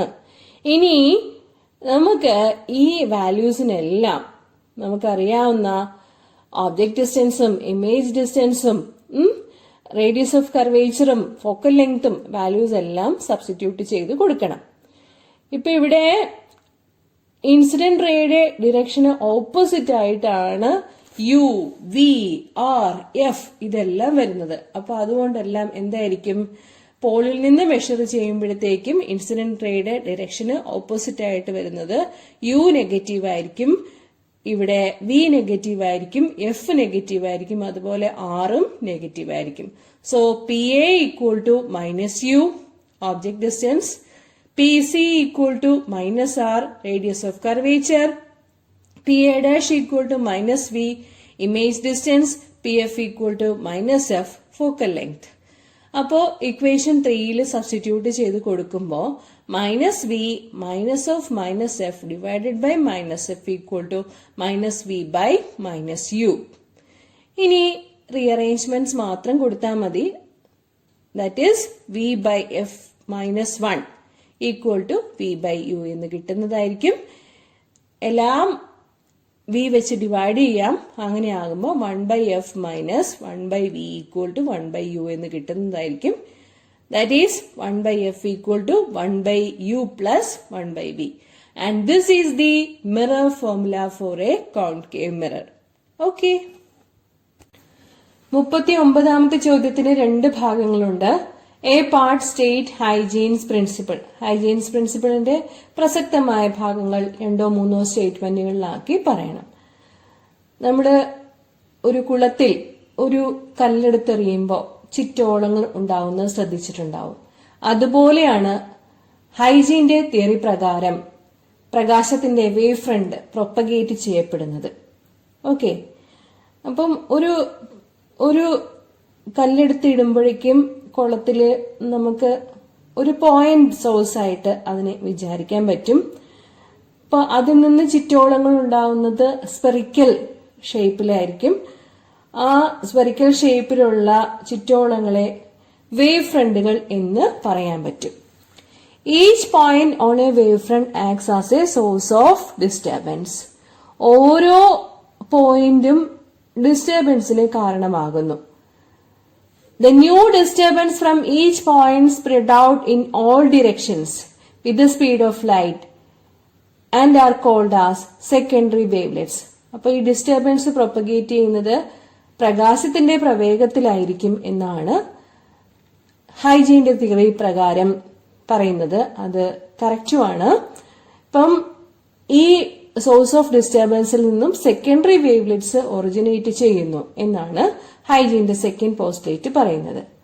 ഇനി ഈ വേവ്ലെറ്റുകളുടെ ടാൻജന്റ് വരച്ചു കഴിഞ്ഞാൽ നമുക്ക് കിട്ടുന്നത് അതിന്റെ പുതിയൊരു വേവ് ഫ്രണ്ട് ആയിരിക്കും. The surface tangent of these secondary wavelets in forward direction gives a new wavefront. Forward ഡിറക്ഷനിലും ബാക്ക്വേർഡ് ഡിറക്ഷനിലും വേവ് ഫ്രണ്ട് ഉണ്ടാവുന്നുണ്ട്. പക്ഷേ ഹൈജീന്റെ തിയറി പ്രകാരം ഫോർവേഡ് ഡിറക്ഷനിലുള്ള വേവ് ഫ്രണ്ട് മാത്രമേ പരിഗണിക്കുന്നുള്ളൂ. ഈ 3 സ്റ്റേറ്റ്മെന്റ്സ് അങ്ങ് പഠിച്ചാൽ മതി കേട്ടോ. ഇനി നമുക്ക് ബി പാർട്ടിലേക്ക് പോകാം. Based on Hygiene's wave theory of light, show that angle of incidence is equal to angle of reflection. From laws of reflection, I equal to R, angle of incidence equal to angle of reflection എന്നുള്ളത് കാണിക്കാനാണ് നമ്മളടുത്ത് പറഞ്ഞിരിക്കുന്നത്. Diagram നല്ല വ്യക്തമായിട്ട് മനസ്സിലാക്കണം. ഇവിടെ MN എന്ന് കാണിച്ചിരിക്കുന്നത് റിഫ്ലക്റ്റിംഗ് ഫേസ് ആണ് MN. പിന്നെ എ സി എന്നീ 2 പോയിന്റുകൾ കാണിച്ചിട്ടുണ്ട്. അതുപോലെ നോർമല് വരച്ചിരിക്കുന്നത് ബിയിൽ നിന്നും ഇയിൽ നിന്നുമാണ്. ഡയഗ്രാം വ്യക്തമായിട്ട് മനസ്സിലാക്കുക. ഇൻസിഡന്റ് റേ നോർമലുമായിട്ട് മേക്ക് ചെയ്യുന്ന ആംഗിളാണ് angle of incidence. Reflected ray AE point of ഇൻസിഡൻസിലെ നോർമലുമായിട്ട് മേക്ക് ചെയ്യുന്ന ആംഗിളാണ് ആംഗിൾ ഓഫ് റിഫ്ലക്ഷൻ. പിന്നെ നമുക്ക് പ്രൂവ് ചെയ്യാനുള്ള ആംഗിൾ ഓഫ് ഇൻസിഡൻസും ആംഗിൾ ഓഫ് റിഫ്ലക്ഷനും രണ്ടും ഒന്ന് തന്നെയാണെന്നുള്ളത് എങ്ങനെ ചെയ്യാം എന്ന് നോക്കാം. ഡയഗ്രാം വെച്ച് വളരെ സിമ്പിൾ ആയിട്ട് I equal to R, angle of incidence equal to angle of reflection നമുക്ക് പ്രൂവ് ചെയ്യാൻ പറ്റുന്നതാണ്. ടൈമിനെ ടോ എന്ന ഗ്രീക്ക് ആൽഫബറ്റ് വെച്ചിട്ടാണ് കാണിച്ചിരിക്കുന്നത്. At time tau equal to 0 നമ്മുടെ വേവ് ഫ്രണ്ട് AB എന്നുള്ളത് MN എന്ന റിഫ്ലക്റ്റിംഗ് സർഫസിനെ ടച്ച് ചെയ്യുന്നു എന്ന് വിചാരിക്കുക. അത് കഴിഞ്ഞ് T സമയം കൊണ്ട് B പോയിന്റിൽ നിന്നും C പോയിന്റിലേക്ക് ലൈറ്റ് വേവ് എത്തുകയാണ്. അങ്ങനെയാണെങ്കിൽ BC എന്നത് എന്തായിരിക്കും? Velocity into time. Distance equal to velocity into time ആണല്ലോ. So VC equal to V into tau ആയിരിക്കും. ഓക്കെ, ഈ ടൈം ഇന്റർവെല് കൊണ്ട് എയിൽ നിന്നും ഇ എന്ന പോയിന്റിലേക്ക് പ്രകാശം എത്തിച്ചേരുന്നു. അങ്ങനെയാകുമ്പോൾ നമുക്ക് AE equal to V tau എന്ന് പറയാവുന്നതാണ്. ഇനി റൈറ്റ് ട്രയാങ്കിൾ ABC എടുക്കാം. ABC എടുക്കുമ്പോൾ sine I equal to BC by AC ആയിരിക്കും. BCയുടെ വാല്യൂ V ടോ ആണ്. AC അങ്ങനെ തന്നെ കൊടുക്കാം. അല്ലെങ്കിൽ V tau equal to AC sine I എന്ന് കിട്ടുന്നതാണ്. ഇനി അടുത്ത റൈറ്റ് ട്രയാങ്കിൾ ACE എടുക്കാം. അതിൽ നിന്നും sine R equal to AE by AC ആണ്. That is equal to V tau divided by AC or V tau equal to AC sine R. 2 ഇക്വേഷനും equate ചെയ്ത് കൊടുക്കാം. രണ്ടും V ടോനെ തന്നെയാണ് സൂചിപ്പിക്കുന്നത്, ഡിസ്റ്റൻസിനെ തന്നെയാണ് സൂചിപ്പിക്കുന്നത്. അതുകൊണ്ട് AC sine A equal to AC sine R. So I equal to R. Angle of incidence is equal to angle of reflection വളരെ എളുപ്പത്തിൽ ഇവിടെ നമുക്ക് പ്രൂവ് ചെയ്യാൻ സാധിക്കുന്നതാണ്. ഓക്കെ, ക്ലിയർ ആണല്ലോ അല്ലെ? ഡയഗ്രാം വരയ്ക്കാൻ നന്നായിട്ട് പഠിക്കുക. ഈ ട്രയാങ്കിളൊക്കെ ഒന്ന് നോക്കി വെക്കുക. അതിൽ നിന്നും മാത്തമാറ്റിക്സ് ഒക്കെ അപ്ലൈ ചെയ്ത് I ഈക്വൽ ടു R എന്ന് പ്രൂവ് ചെയ്യാം. അത്രയേ ഉള്ളൂ. ഇനി 40ാമത്തെ ചോദ്യമാണ്. A part, what is the use of a rectifier? B part, with the help of a neat diagram, explain how diode acts as a rectifier. അപ്പോൾ ഇപ്രാവശ്യം semi conductor ഡിവൈസസിൽ നിന്ന് rectification എന്നുള്ളത് ഇമ്പോർട്ടന്റ് ആയിട്ട് പ്രതീക്ഷിക്കാവുന്ന ഒരു ചോദ്യമാണ്. ഈ ഉത്തരം കൃത്യമായി പഠിച്ചു വെച്ചിരിക്കണം. നമുക്ക് നോക്കാം. റെക്ടിഫയർ എന്നാൽ എന്താണ്? AC-യെ DC ആക്കി കൺവേർട്ട് ചെയ്യുന്ന ഡിവൈസിനെയാണ് റെക്ടിഫയർ എന്ന് പറയുന്നത്. ഒരു ഡയോഡിന്റെ റെക്ടിഫയിങ് ആക്ഷൻ എങ്ങനെ വിശദീകരിക്കാൻ പറ്റും? ഡയോഡ് ഫോർവേഡ് ബയസ്ഡ് ആയിരിക്കുമ്പോൾ കണ്ടക്ട് ചെയ്യും. അതായത് ഡയോഡിന്റെ പോസിറ്റീവ് സെല്ലിന്റെ പോസിറ്റീവിനോടും നെഗറ്റീവ് സെല്ലിന്റെ നെഗറ്റീവിനോടും കണക്ട് ചെയ്ത് കൊടുക്കുമ്പോഴാണ് ഫോർവേഡ് ബയസിംഗ് ഉണ്ടാവുക. അപ്പോൾ ഡയോഡ് കണ്ടക്ട് ചെയ്യും. ഇനി ഡയോഡിന്റെ പോസിറ്റീവും സെല്ലിന്റെ നെഗറ്റീവുമായിട്ട് വരുമ്പോൾ റിവേഴ്സ് ബയാസിംഗ് ആയിരിക്കും ഉണ്ടാവുക. ആ സമയത്ത് ഡയോഡ് കണ്ടക്ട് ചെയ്യില്ല. അപ്പോൾ നെഗറ്റീവ് ഹാഫ് സൈക്കിൾ ഉണ്ടാവില്ല. ഒരൊറ്റ ഡയോഡ് മാത്രമായിട്ടാണ് ഉപയോഗിക്കുന്നതെങ്കിൽ. ഓക്കെ, ഡയഗ്രം നോക്കുക. നമുക്കിവിടെ ഒരു സ്റ്റെപ്പ് ഡൗൺ ട്രാൻസ്ഫോമർ ആണ് കൊടുത്തിരിക്കുന്നത്. ഇൻപുട്ട് AC കൊടുത്തിരിക്കുന്നത് നോക്കുക. ഔട്ട്പുട്ട് DC, പോസിറ്റീവ് ഹാഫ് സൈക്കിളിൽ മാത്രമുള്ള ഔട്ട്പുട്ട് DCയും നോക്കുക. During the positive half cycle of the input signal, A is at a higher potential with respect to B. അപ്പോൾ ഈ കണ്ടീഷനെ പറയുന്ന പേരാണ് ഫോർവേഡ് ബയാസിംഗ് എന്ന്. ഫോർവേഡ് ബയാസിംഗ് ആവുമ്പോൾ കറന്റ് ഫ്ലോ ഉണ്ടാകും. ഔട്ട്പുട്ട് നമുക്ക് ലോഡ് റെസിസ്റ്റൻസ് RLന് അക്രോസ് ആയിട്ട് മെഷർ ചെയ്യാൻ പറ്റും. ഇനി negative half of the input സിഗ്നലിൽ വരുമ്പോൾ A എന്ന് പറയുന്ന എൻഡ് ലോ പൊട്ടൻഷ്യലിലായിരിക്കും. അന്നേരം PN ജംഗ്ഷൻ ഡയോഡ് എന്ന് പറയുന്നത് റിവേഴ്സ് ബയോസ്ഡ് ആയിരിക്കും. റിവേഴ്സ് ബയോസ്ഡ് ആയിരിക്കുമ്പോൾ കറന്റ് ഫ്ലോ ഉണ്ടാവുകയില്ല. അപ്പോൾ പൊട്ടൻഷ്യൽ ഡിഫറൻസ് ഉണ്ടാവുകയില്ല. പൊട്ടൻഷ്യൽ ഡിഫറൻസ് നമുക്ക് RLന് അക്രോസ് ആയിട്ട് മെഷർ ചെയ്തെടുക്കാൻ പറ്റുകയില്ല. അപ്പോൾ ഇത് ഓരോ സൈക്കിളിലും റിപ്പീറ്റ് ചെയ്ത് വരിക. അങ്ങനെ വരുമ്പോഴത്തേക്കും ഓരോ പോസിറ്റീവ് ഹാഫ് സൈക്കിളിലും മാത്രം ഔട്ട്പുട്ട് കിട്ടുന്നതായിട്ട് ഡയഗ്രത്തിൽ കാണുന്നത് പോലെ നമുക്ക് വിശദീകരിക്കാനാവും. ഇതാണ് ഒരൊറ്റ ഡയോഡ് മാത്രം ഉപയോഗിച്ചുകൊണ്ടുള്ള റെക്ടിഫയിങ് ആക്ഷൻ. ഓക്കെ, 41ാമത്തെ ചോദ്യത്തിന് 3 ഭാഗങ്ങളുണ്ട്. A part, define the principal focus of a convex lens. വളരെ സിമ്പിൾ ആണ് ഈ കാര്യം. Principal focus is the point at which the light rays travelling parallel to the principal axis converge after passing through the lens. High school ക്ലാസ്സുകളിലെ മുതലേ വരച്ചിട്ടുള്ളതാണ്. Convex ലെൻസിന്റെയും concave ലെൻസിന്റെയും കേസിലുള്ള പ്രിൻസിപ്പൽ ഫോക്കസ് എന്ന് പറയുന്നത് പ്രിൻസിപ്പൽ ആക്സിസിന് പാരലായിട്ട് കടന്നു വരുന്ന ലൈറ്റ് റേസ് ഒരു പോയിന്റിൽ കൺവേർജ് ചെയ്യുന്നതായിട്ട് തോന്നും. അതാണ് കോൺവെക്സ് ലെൻസിനെ സംബന്ധിച്ചിടത്തോളമുള്ള പ്രിൻസിപ്പൽ ഫോക്കസ് എന്ന് പറയുന്നത്. Okay, B part, write the phenomenon related to the image formation by a lens. Image formation എളുപ്പമായിട്ട് നമുക്ക് മനസ്സിലാക്കാമല്ലോ.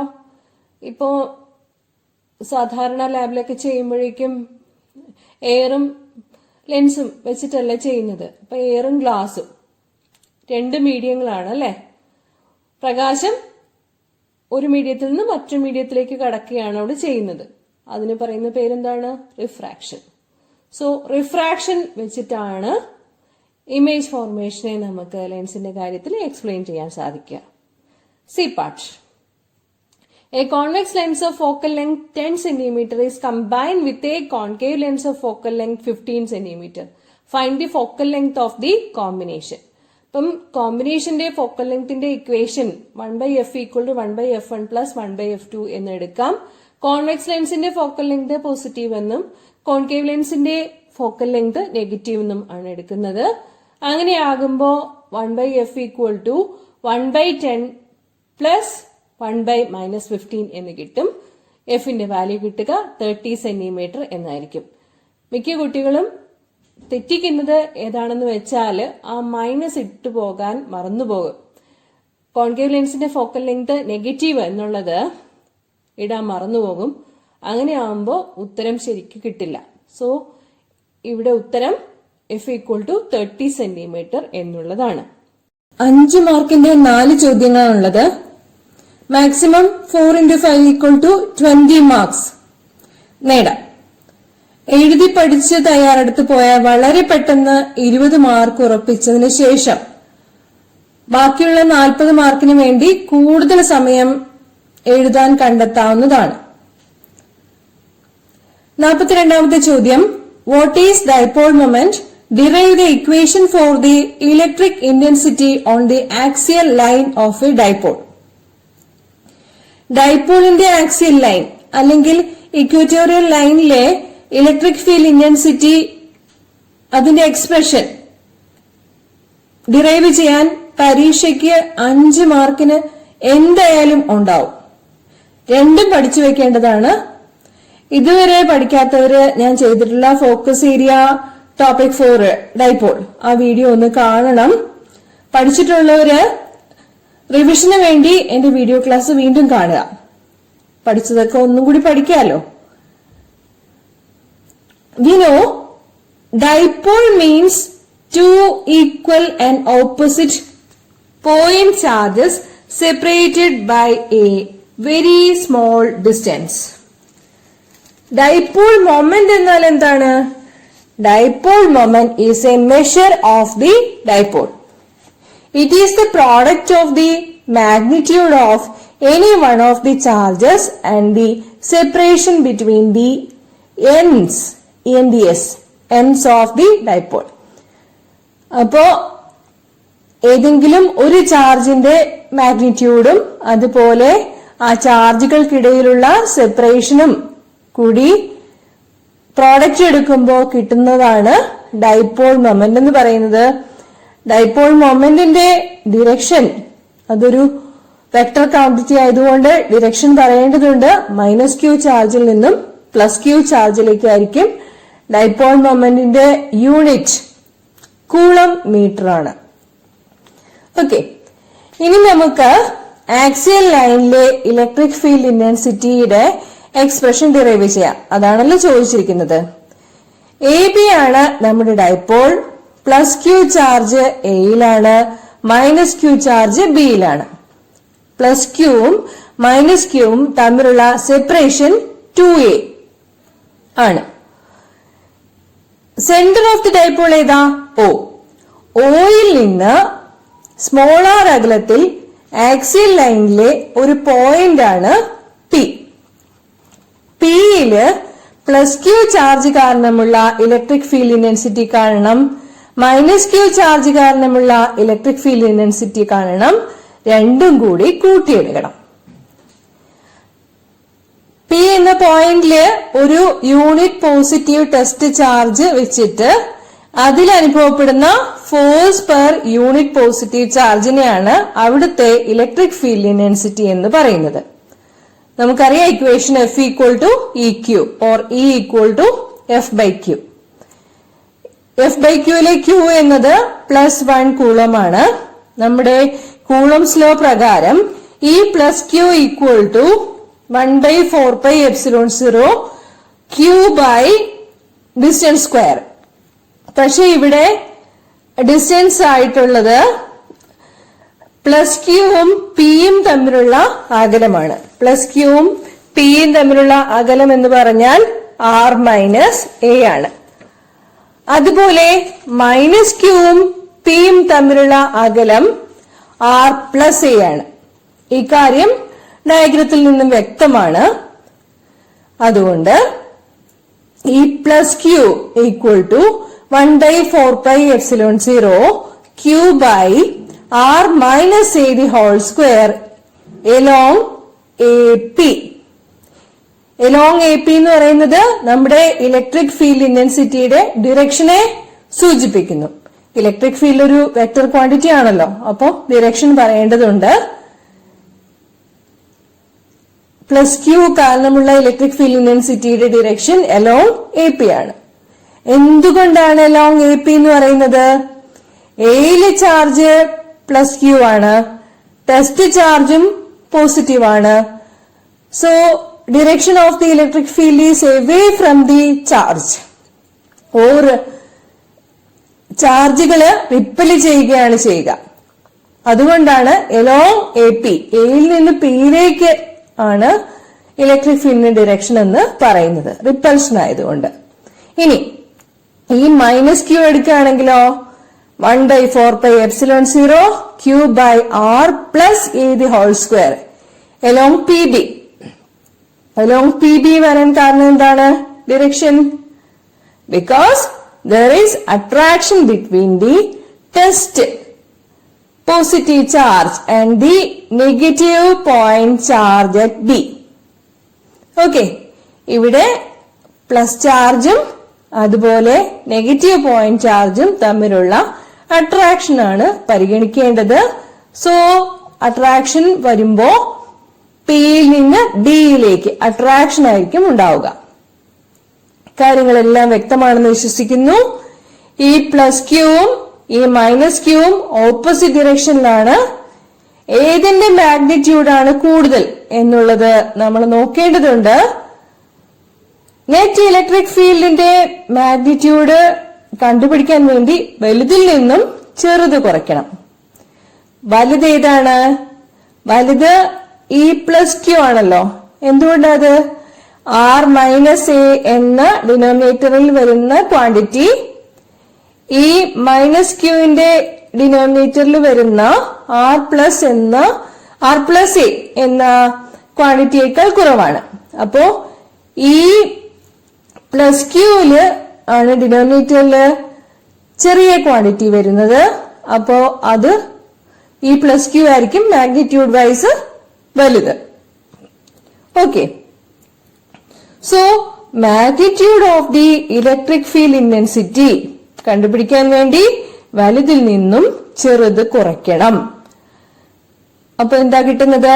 E = 1/4πε0 Q by R minus A the whole square minus 1/4πε0 Q by R plus A the whole square ആയിരിക്കും.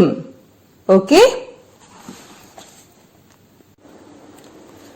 Simplification പറയാം. Q by 4πε0 common ആണ്. LCM R plus A the whole square into R minus A the whole square ആണ്.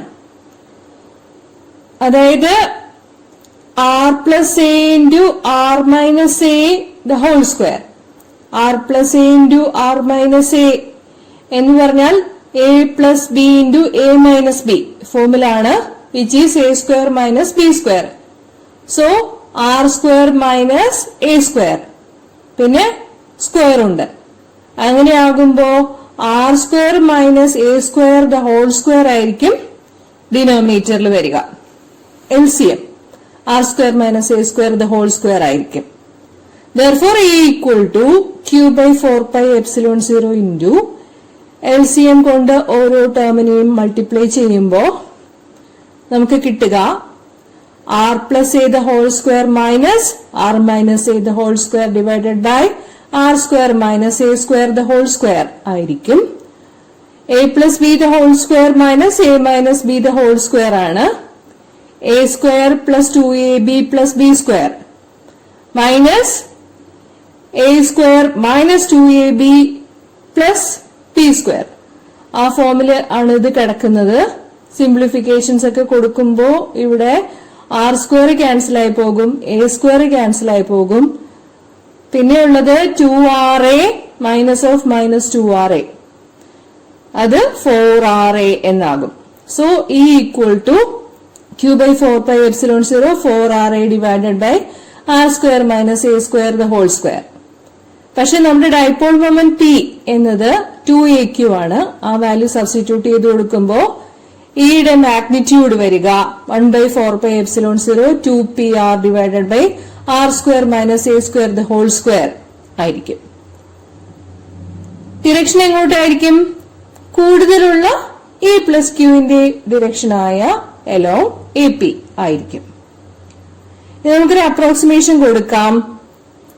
Length of the dipole 2A എന്നത് വളരെ കുറവാണ്. ഏതിനെ അപേക്ഷിച്ച്? Distance ആറിനെ അപേക്ഷിച്ച് വളരെ കുറവാണ്. So R much greater than A എന്നുള്ള അപ്രോക്സിമേഷൻ കൊടുക്കുമ്പോ നമുക്ക് കിട്ടുക E = 1/4πε0 2PR divided by R raised to 4, which is equal to 1/4πε0 2P by R cube.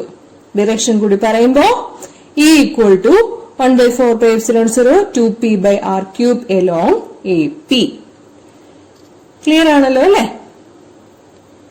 അടുത്ത 5 മാർക്കിന്റെ ചോദ്യം മീറ്റർ ബ്രിഡ്ജ് എന്ന വളരെ പ്രധാനപ്പെട്ട ഫോക്കസ് ഏരിയ ടോപ്പിക്കിൽ നിന്നാണ്.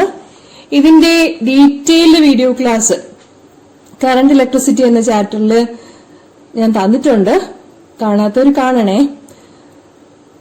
43ാമത്തെ ക്വസ്റ്റ്യൻ വായിക്കുന്നു. Explain with the help of A need diagram how meter bridge is used to find the unknown resistance of a wire. സാന്ദർഭികമായിട്ട് ഒരു കാര്യം സൂചിപ്പിച്ചോട്ടെ. മീറ്റർ ബ്രിഡ്ജ് ഒരു ഉപകരണമായതുകൊണ്ടാണ് അതിന്റെ സ്പെല്ലിംഗ് METER എന്ന് വന്നത്. പൊട്ടൻഷ്യോമീറ്റർ എന്നായാലും മീറ്റർ എന്നുള്ളതിന്റെ സ്പെല്ലിംഗ് METER തന്നെയായിരിക്കും. പക്ഷേ നീളത്തിന്റെ അളവായിട്ട് 1 മീറ്റർ എന്ന് എഴുതുമ്പോ സ്പെല്ലിംഗ് എന്താണ്? METRE എന്നാണ് എഴുതി വരാറുള്ളത്. ജസ്റ്റ് ഒന്ന് സൂചിപ്പിച്ചെന്നേ ഉള്ളൂ. ഓക്കെ, ഇനി മീറ്റർ ബ്രിഡ്ജിന്റെ വിശദീകരണത്തിലേക്ക് കടക്കുന്നു. P/Q = R/S എന്നതാണ് വീസ്റ്റേൺസ് ബ്രിഡ്ജ് പ്രിൻസിപ്പിൾ. PQRS ഇവ ഒരു ക്വാഡ്രിലാറ്ററലിന്റെ 4 ആമുകളിലുള്ള റെസിസ്റ്റൻസുകളാണ്.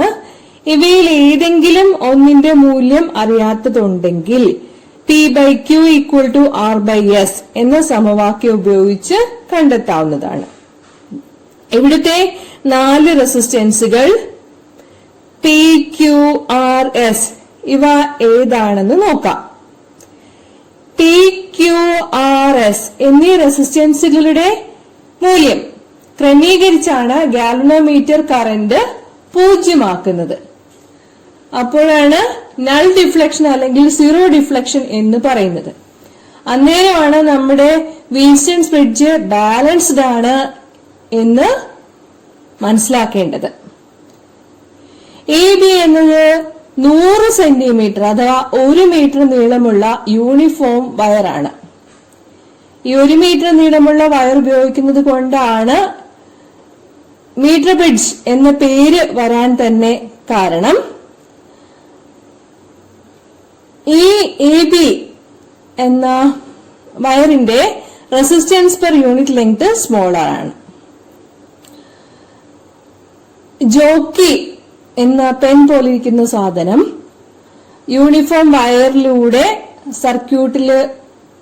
സർക്യൂട്ട് ഓൺ ആയിരിക്കുമ്പോ ടച്ച് ചെയ്ത് മൂവ് ചെയ്യിക്കുമ്പോ സീറോ ഡിഫ്ലക്ഷൻ ഗാൽവനോമീറ്ററിൽ കാണുന്ന പൊസിഷനാണ് ഇവിടെ J എന്ന് കാണിച്ചിരിക്കുന്നത്. ഗാൽവനോമീറ്റർ സീറോ ഡിഫ്ലക്ഷൻ കാണിക്കുമ്പോഴുള്ള കറസ്പോണ്ടിങ് ലെങ്ത് സ്മോൾ l ആണെന്നിരിക്കട്ടെ.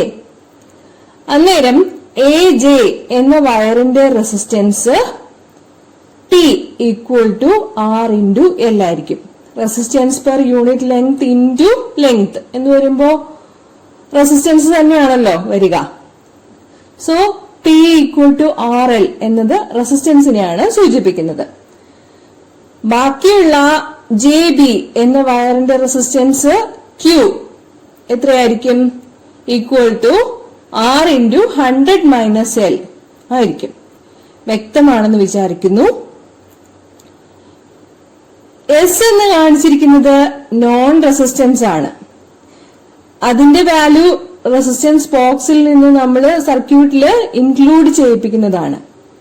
നമുക്ക് റെസിസ്റ്റൻസ് കണ്ടുപിടിക്കാനുള്ള വയർ അതാണ് ക്യാപിറ്റൽ R. ഓക്കെ, ഇപ്പൊ നമുക്ക് ഈ R ഒഴിച്ച് ബാക്കി എല്ലാ വാല്യൂസും അറിയാവുന്നതാണ്. സോ P/Q = R/S എന്നതിൽ R = P/Q × S എന്നാകും. വാല്യൂസ് എല്ലാം സബ്സ്റ്റിറ്റ്യൂട്ട് ചെയ്ത് കൊടുക്കാം. P = R/L ഒരു റെസിസ്റ്റൻസ് വാല്യൂ ആയി. Q = R/100 - L മറ്റൊരു റെസിസ്റ്റൻസ് വാല്യൂ ആയി. S നമ്മുടെ റെസിസ്റ്റൻസ് ബോക്സിൽ നിന്ന് ഇൻക്ലൂഡ് ചെയ്യുന്ന നോൺ റെസിസ്റ്റൻസ്. അപ്പോ capital R unknown resistance = L / 100 - L × S. Thus, the unknown resistance of the wire can be found out using Wheaton's bridge principle. Clear? 44ാമത്തെ ചോദ്യം A part. How RMS value of AC is related to the maximum value? RMS value എന്നാൽ root mean square value. ഇവിടെ voltage and current ഇവയുടെ maximum value ആയ VM, IM ഇവ VRMS, IRMS ഇവയോട് എങ്ങനെ ബന്ധപ്പെട്ടിരിക്കുന്നു എന്നുള്ളതിന് equations എഴുതാനാണ് ആവശ്യപ്പെട്ടിരിക്കുന്നത്. IRMS equal to Im/√2 equal to 0.707 Im. 1/√2ന്റെ വാല്യൂ 0.707 ആണ്. VRMSന്റെ ഇക്വേഷൻ എഴുതുകയാണെങ്കിൽ VRMS equal to Vm/√2 equal to 0.707 Vm. എക്സ്പ്രഷൻസിന്റെ ഡെറിവേഷൻസ് ഒന്നും പഠിക്കേണ്ട ആവശ്യമില്ല, ഇക്വേഷൻസ് എഴുതിയാൽ മാത്രം മതിയാവും. ഇനി B part. With the help of a phasor diagram explain how current leads the EMF in a capacitive circuit. ഇതിന്റെ ഡെറിവേഷൻ എഴുതി പഠിക്കുമ്പോ ഒപ്പം തന്നെ ഇൻഡക്റ്റീവ് സർക്യൂട്ടില് കറന്റ് ലാഗ്സ് ദ EMF എന്നുള്ളതും പഠിച്ചിരിക്കണം. ഇതിലേതെങ്കിലും ഒന്ന് ഉറപ്പായിട്ടും പരീക്ഷയ്ക്ക് ചോദിക്കും. സർക്യൂട്ട് ഡയഗ്രാം വരയ്ക്കണം. AC source voltage V equal to Vm sin omega t, which is equation 1. അപ്പോൾ ഈ ഇക്വേഷനിൽ നിന്നാണ് നമ്മുടെ ഡെറിവേഷന്റെ തുടക്കം. V equal to Vm sin omega t എന്ന അപ്ലൈഡ് വോൾട്ടേജ് കാരണം നമ്മുടെ കപ്പാസിറ്റർ ചാർജ് ചെയ്യപ്പെടും. ടി ടൈമിലെ കപ്പാസിറ്ററിന്റെ ചാർജ് Q ആണെങ്കിൽ voltage across the capacitor V equal to Q/C എന്ന് പറയാം. V equal to Q/C. Mark it as equation number 2. ഇപ്പൊ equation 1 ഉണ്ട്, ഇക്വേഷൻ 2 ഉണ്ട്. 1ഉം 2ഉം സമവാക്യങ്ങൾ രണ്ടും ഇക്വേറ്റ് ചെയ്യാവുന്നതാണ്. ഇക്വേറ്റ് ചെയ്യുമ്പോൾ നമുക്ക് കിട്ടുക Vm sin omega t equal to Q/C എന്നതാണ്. Qന്റെ വാല്യൂ എഴുതുമ്പോൾ Q equal to CVm sin omega t. T ഇൻസ്റ്റന്റിലെ കറന്റ് നമുക്ക് ഇൻസ്റ്റന്റേനിയസ് കറന്റ് കണ്ടുപിടിക്കണം. അതായത് I equal to dQ/dt എത്രയാവുമെന്ന് കണ്ടുപിടിക്കണം. Qന് പകരം CVm sin omega t എന്ന് സബ്സ്റ്റിറ്റ്യൂട്ട് ചെയ്ത് കൊടുക്കാം. അപ്പോ I equal to time rate of change of VCm sin omega t എന്നാകും. ഓക്കെ, ഇവിടെ C കോൺസ്റ്റന്റ് ആണ്. അതുപോലെ maximum value of voltage Vm എന്നതും കോൺസ്റ്റന്റ് ആണ്. അതുകൊണ്ടാവാ നമുക്ക് ഡിഫറൻഷിയേറ്റ് ചെയ്യേണ്ട ആവശ്യമില്ല. d/dt of sine omega T മാത്രം കണ്ടുപിടിച്ചാൽ മതിയാകും. അതായത് സൈൻ ഒമേഗ ടിയെ മാത്രം ഡിഫറൻഷിയേറ്റ് ചെയ്താൽ മതിയാകും. സമയത്തിനനുസരിച്ച് വേരി ചെയ്യുന്നത് സൈൻ ഒമേഗ ടി മാത്രമാണ്. സിയും വിഎമ്മും കോൺസ്റ്റന്റ് ആയതുകൊണ്ട് അവ നമുക്ക് ഡിഫറൻഷിയേറ്റ് ചെയ്യാതെ മാറ്റി എഴുതാം, പുറത്തെഴുതാം. So I equal to CVm d/dt of sin omega t. d/dt of sin omega t, sin omega tയുടെ ഡിഫറൻഷ്യൽ വാല്യൂ എന്ന് പറയുന്നത് ഒമേഗ കോസ് ഒമേഗ ടി ആണ്. അപ്പോ നമുക്ക് ഇക്വേഷൻ ഇങ്ങനെ എഴുതാം: I equal to Vm cos omega t divided by 1/c omega. ഈ 1/c omega എന്ന് പറയുന്നതിനെ കപ്പാസിറ്റി റിയാക്ടൻസ് എന്നാണ് വിളിക്കുന്നത്. Okay, therefore Vm by 1/c omega എന്നത് V/R equal to I ഫോമിലാണ്. അങ്ങനെ ആകുമ്പോൾ നമുക്ക് Vm by 1/c omega equal to Im, which is the maximum value of current എന്ന് കൊടുക്കാവുന്നതാണ്. പക്ഷേ നമുക്ക് ഇക്വേഷൻ അറിയാം, I equal to Im cos omega t. Okay, but ഇവിടെ cos omega t സൈൻ്റെ ടേംസിൽ എഴുതുമ്പോൾ sin omega t plus pi/2. So we have the equation for the current I equal to Im sin omega t plus pi/2. ഇനി നമുക്ക് phasor diagram ഗ്രാഫും വരയ്ക്കണം, wave ഫോമിന്റെ ഗ്രാഫും വരയ്ക്കണം. ഇവിടെ voltage കാണിച്ചിരിക്കുന്നത് ωt1 എന്ന ഫേസ് ആംഗിളിലാണ്. കറന്റ് വോൾട്ടേജിനേക്കാൾ pi/2 മുന്നിലാണ്. We say current in a capacitive circuit leads the voltage by a phase pi/2. ഇവിടെ വോൾട്ടേജിന് പെർപെൻഡിക്കുലർ ആയിട്ട് വേണം കറന്റ് വരയ്ക്കുന്നതിന്. വേവ് ഫോമും വരച്ച് മനസ്സിലാക്കണം. വേവ് ഫോം വരയ്ക്കുമ്പോഴും ഈ കാര്യം തന്നെയാണ് നമ്മൾ മനസ്സിലാക്കി എടുക്കേണ്ടത്. അതിന്റെ ഡീറ്റെയിൽസിലേക്ക് ഞാൻ തൽക്കാലം പോകുന്നില്ല. 45ാമത്തെ ചോദ്യം വളരെ പ്രധാനപ്പെട്ടതാണ്. 90% പബ്ലിക് എക്സാമിന് ഉറപ്പിക്കാവുന്ന ഒരു ചോദ്യം തന്നെയാണിത്. We have to derive an equation for the refractive index of the material of the prism in terms of the angle of the prism capital A and the minimum deviation capital D. Refractive index ന്റെ expression നമുക്ക് അറിയാവുന്നതാണ്. n equal to sin a plus d by 2 divided by sin a by 2. ഇതിന്റെ derivation ആണ് ചെയ്യാനുള്ളത്. എല്ലാവർക്കും അറിയാമായിരിക്കും എന്ന് വിചാരിക്കുന്നു. എന്നാലും ഒരിക്കൽ കൂടി എക്സ്പ്ലെയിൻ ചെയ്യുകയാണ്. കാരണം ഇത് +2 ഫിസിക്സിൽ പഠിക്കുന്ന ഒരാൾക്ക് അറിയാൻ പാടില്ല എന്ന് പറഞ്ഞുകൂടാ. അത്രയും ഇമ്പോർട്ടന്റ് ആണ് ഈ ഡെറിവേഷൻ. ഒരുവിധം കുട്ടികൾ എല്ലാവരും പരീക്ഷയ്ക്ക് എഴുതാറുള്ളതാണ്. പഠിക്കണം കേട്ടോ. പഠിക്കാത്തവരാരെങ്കിലും ഉണ്ടെങ്കിൽ നമുക്ക് തുടങ്ങാം.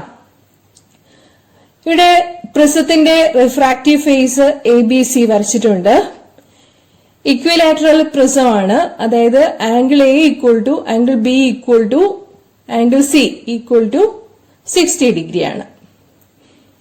PQ is the incident ray, QR is the refracted ray through the prism, and RS is the emergent ray. Okay. QR എന്നീ പോയിന്റുകളിലെ നോർമൽ വരച്ചിരിക്കുന്നത് നോക്കുക. ഇൻസിഡന്റ് റേ PQ നോർമലുമായി ഉണ്ടാക്കുന്ന ആംഗിൾ ആണ് angle of incidence I. Refracted ray QR നോർമലുമായി ഉണ്ടാക്കുന്ന angle ആണ് angle of refraction R1 at the face AB. AC എന്ന refracting ഫേസിലെ ആംഗിൾ ഓഫ് റിഫ്രാക്ഷൻ ആണ് R2 എന്ന് കാണിച്ചിരിക്കുന്നത്. എമർജന്റ് റേ RS നോർമലുമായി ഉണ്ടാക്കുന്ന ആംഗിൾ ആണ് angle of emergence small e എന്ന് മാർക്ക് ചെയ്തിരിക്കുന്നത്. ഓക്കെ. ക്യൂവിലെയും ആറിലെയും നോർമൽസ് കൂട്ടിമുട്ടുന്ന പോയിന്റ് ആണ് ക്യാപിറ്റൽ N. പ്രധാനപ്പെട്ടൊരു ആംഗിൾ പറയാനുള്ളത് angle of deviation small d ആണ്. എന്താണ് ആംഗിൾ ഓഫ് ഡീവിയേഷൻ? അല്ലെങ്കിൽ എങ്ങനെയാണ് നമുക്ക് ആംഗിൾ ഓഫ് ഡീവിയേഷൻ മെഷർ ചെയ്യാനാവുക? നീട്ടി വരച്ച ഇൻസിഡന്റ് റേയും എമർജന്റ് റേയും മീറ്റ് ചെയ്യുമ്പോൾ നമുക്ക് angle of deviation small d അളക്കാനാവും. ലാബില് പ്രിസം എക്സ്പെരിമെന്റ് ചെയ്യുമ്പോഴുള്ള ഡയഗ്രാം തന്നെയാണ് ഇത്. ഇനി AQNR എന്ന ക്വാഡ്രിലാറ്ററൽ നോക്കുക. Angle AQN equal to angle ARN equal to 90 degree. ഡയഗ്രത്തിൽ നിന്ന് വ്യക്തമാണ് ആ കാര്യം. അങ്ങനെയാവുമ്പോ നമുക്ക് angle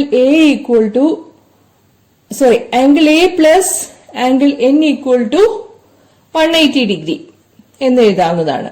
angle A plus angle N equal to 180 degree.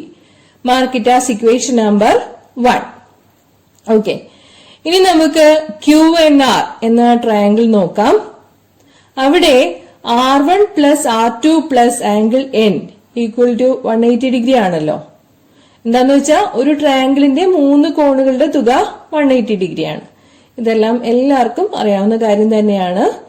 ഇനി നമുക്ക് ഇക്വേഷൻ 1ഉം ഇക്വേഷൻ 2ഉം രണ്ട് ഇക്വേഷനും RHS 180 ഡിഗ്രിയാണ്. അപ്പം LHSകളെ ഇക്വേറ്റ് ചെയ്യാം. ഇക്വേറ്റ് ചെയ്യുമ്പോൾ നമുക്ക് കിട്ടുന്നത് angle A equal to R1 plus R2 എന്നാണ്. അതിനെ ഇക്വേഷൻ നമ്പർ 3 എന്ന് മാർക്ക് ചെയ്യാം. ഓക്കെ. ഒരു ട്രയാങ്കിളിനെ സംബന്ധിച്ചിടത്തോളം external angle equal to sum of the internal opposite angles. External angle എന്ന് പറയുന്നത് ഇന്റേണൽ ഓപ്പോസിറ്റ് ആംഗിളുകളുടെ തുകയായിട്ടായിരിക്കും വരിക. ഇക്കാര്യം പരിശോധിക്കാനായിട്ട് നമുക്ക് എടുക്കേണ്ടത് ട്രയാങ്കിൾ MQR ആണ്. അവിടെ angle D equal to angle MQR plus angle MRQ. What is angle MQR? Angle MQR equal to I minus R1. Clear ആണല്ലോ അല്ലെ? And what is angle MRQ?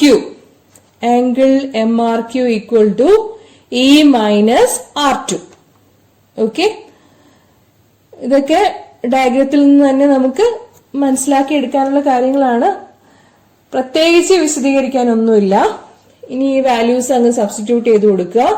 Therefore, angle D equal to I minus R1 plus E minus R2. I plus E ഒരുമിച്ച് എഴുതാം. Minus of R1 plus R2 എന്ന് എഴുതാം. Therefore, angle D equal to I plus E minus R1 plus R2 ന് പകരം angle A കൊടുക്കാം. That is D equal to I plus E minus A. Mark it as equation number 4. ഇപ്പൊ നമുക്ക് angle of incidence എന്താണെന്നറിയാം. Angle of deviation ഒരു equation കിട്ടിക്കഴിഞ്ഞു. അപ്പോ angle of incidence vary ചെയ്ത് കൊടുത്ത് ആംഗിൾ ഓഫ് ഡീവിയേഷൻ മെഷർ ചെയ്ത് ആംഗിൾ ഓഫ് ഇൻസിഡൻസും ആംഗിൾ ഓഫ് ഡീവിയേഷനും എടുത്തിട്ട് ഗ്രാഫ് വരയ്ക്കണം. ഓക്കെ, പരീക്ഷയ്ക്ക് ഐ ഡി കർവ് വരയ്ക്കുമ്പോൾ എക്സ് ആക്സിസിലെ ആംഗിൾ ഓഫ് ഇൻസിഡൻസ് ഐ എന്നും വൈ ആക്സിലെ ആംഗിൾ ഓഫ് ഡീവിയേഷൻ ഡി എന്നും ആക്സിസ് മാർക്ക് ചെയ്ത് കാണിച്ചിട്ട് ഐ ഡി കർവിന്റെ ഷേപ്പ് കാണിച്ച് minimum deviation small D equal to capital D ആകുന്നത് എപ്പോഴാണെന്നുള്ളത് ആ കണ്ടീഷൻ ഗ്രാഫിൽ നിന്ന് മനസ്സിലാക്കുന്നത് പോലെ വരച്ച് കാണിച്ചാൽ മതി. വാല്യൂസ് ഇങ്ങനെ 20, 25, 30 അങ്ങനെയുള്ള വാല്യൂസ് ഒന്നും ഐക്കും ഡിക്കും വേണ്ടിയിട്ട് മാർക്ക് ചെയ്യണം നിർബന്ധമില്ല. ഗ്രാഫിന്റെ ഷേപ്പ് വരണം എന്നുള്ളതാണ്. ലാബിൽ ചെയ്യുന്ന രീതി പറഞ്ഞു തരാം. Angle of incidents 30 degree, 35 degree, 40 degree, 45 degree, 50 degree, 55 degree, ഇങ്ങനെ ഒരു 5 or 6 വാല്യൂസിന് നമുക്ക് ആംഗിൾ ഓഫ് ഡീവിയേഷൻ പ്രിസം വെച്ച് ചെയ്തിട്ട് അളന്നെടുക്കണം. നമുക്ക് കാണാനാവുക ആംഗിൾ ഓഫ് ഇൻസിഡൻസ് കൂടുന്നതിനനുസരിച്ച് ആംഗിൾ ഓഫ് ഡീവിയേഷൻ കുറയുന്നതായിട്ടാണ്. കുറഞ്ഞ ഒരു മിനിമം വാല്യൂലെത്തും. അതിനുശേഷം ആംഗിൾ ഓഫ് ഡീവിയേഷൻ വീണ്ടും കൂടും. ഏറ്റവും കുറഞ്ഞ വാല്യൂ ഉള്ള ആംഗിൾ ഓഫ് ഡീവിയേഷന് പറയുന്ന പേരാണ് angle of minimum deviation. Angle of minimum ഡീവിയേഷനിൽ ലൈറ്റ് റേ എങ്ങനെയാണ് പ്രിസത്തിൽ കൂടി പാസ് ചെയ്യുക? Light ray passes symmetrically through the prism at the angle of minimum deviation capital D. ഇനി നമുക്ക് ആംഗിൾ ഓഫ് മിനിമം ഡീവിയേഷന്റെ കണ്ടീഷൻ പറയാം. അതായത് when small d equal to capital D, R1 equal to R2 equal to small r and angle of incidence equal to angle of emergence I equal to E. അപ്പൊ equation 3ൽ കൊടുക്കുമ്പോ A equal to R എന്ന് നമുക്ക് കിട്ടും. Or angle of refraction R equal to A by 2. Equation 4ൽ കൊടുക്കുമ്പോൾ capital D equal to 2I minus A എന്ന് കിട്ടും. അല്ലെങ്കിൽ I equal to A plus D by 2. നമുക്ക് ഈ വാല്യൂസ് എല്ലാം, അതായത് ഐയുടെയും ആറിന്റെയും വാല്യൂസ് സ്നെൽസ് ലോയിൽ അപ്ലൈ ചെയ്യണം. N21 equal to refractive index of the second medium with respect to the first medium equal to sin I by sin R. I യുടെ value A plus D by 2, R ന്റെ value A by 2. So, refractive index N എളുപ്പത്തിൽ പറയുകയാണെങ്കിൽ N equal to sin A plus D by 2 divided by sin A by 2 എന്ന് കിട്ടുന്നതാണ്. Okay, ഇവിടെ ഗ്രാഫിൽ ചെറിയൊരു mistake ഉണ്ട്. ഇവിടെ 0 ഫിക്സ് ചെയ്യേണ്ട കാര്യമില്ല. ഈ വാല്യൂസ് ഇങ്ങനെ എഴുതുകയാണെങ്കിൽ ഐയും ഡിയും ജസ്റ്റ് മെൻഷൻ ചെയ്യുക മാത്രമാണെങ്കിൽ 0 ഫിക്സ് ചെയ്ത് തന്നെ നമുക്ക് ഗ്രാഫ് വരയ്ക്കാം. അത് മാർക്കിംഗ് എപ്പോഴും വാല്യൂസ് കറക്റ്റ് ആയിരിക്കണം. എക്സ് ആക്സിൽ എടുത്ത അതേ സ്കെയിൽ തന്നെ വേണം വൈ ആക്സിലും എടുക്കാൻ. അപ്പോഴാണ് നമുക്ക് 0 ഫിക്സ് ചെയ്യാനാവുക. വലിയ മിസ്റ്റേക്ക് ഒന്നുമല്ല, ജസ്റ്റ് ഒന്ന് സൂചിപ്പിച്ചെന്നേ ഉള്ളൂ. HSS റിപ്പോർട്ടറിന്റെ ആൻസർ കീ ആണ് എക്സ്പ്ലെയിൻ ചെയ്തത്. ഈ ആൻസർ കീ ഉള്ളത് കൊണ്ട് എനിക്ക് പറഞ്ഞു തരാൻ വളരെ എളുപ്പമുണ്ടായിരുന്നു. ആൻസർ കീ തയ്യാറാക്കിയ ബിനു ബേബി സാറിന് പ്രത്യേകം നന്ദി. ഇനി തുടർന്നുള്ള പാഠഭാഗങ്ങളുടെ ഫോക്കസ് ഏരിയ ടോപ്പിക്സ് ഡിസ്കഷൻസ് കാണാവുന്നതാണ്. ECQ ആൻഡ് ഒക്കെ ഡിസ്കസ് ചെയ്യാനുണ്ട്, പ്രോബ്ലംസ് ഡിസ്കസ് ചെയ്യാനുണ്ട്. അതെല്ലാം ചെയ്തു തരാം. നിങ്ങൾക്ക് എന്റെ ക്ലാസ്സുകൾ പ്രയോജനപ്രദമാണെന്ന് വിശ്വസിക്കുന്നു. മനസ്സിലാവാത്ത കാര്യങ്ങളും ഇനി പഠിപ്പിച്ചു തരേണ്ട കാര്യങ്ങളും കമന്റ് ബോക്സിൽ മെൻഷൻ ചെയ്താൽ നന്നായിരിക്കും. നന്ദി, നമസ്കാരം.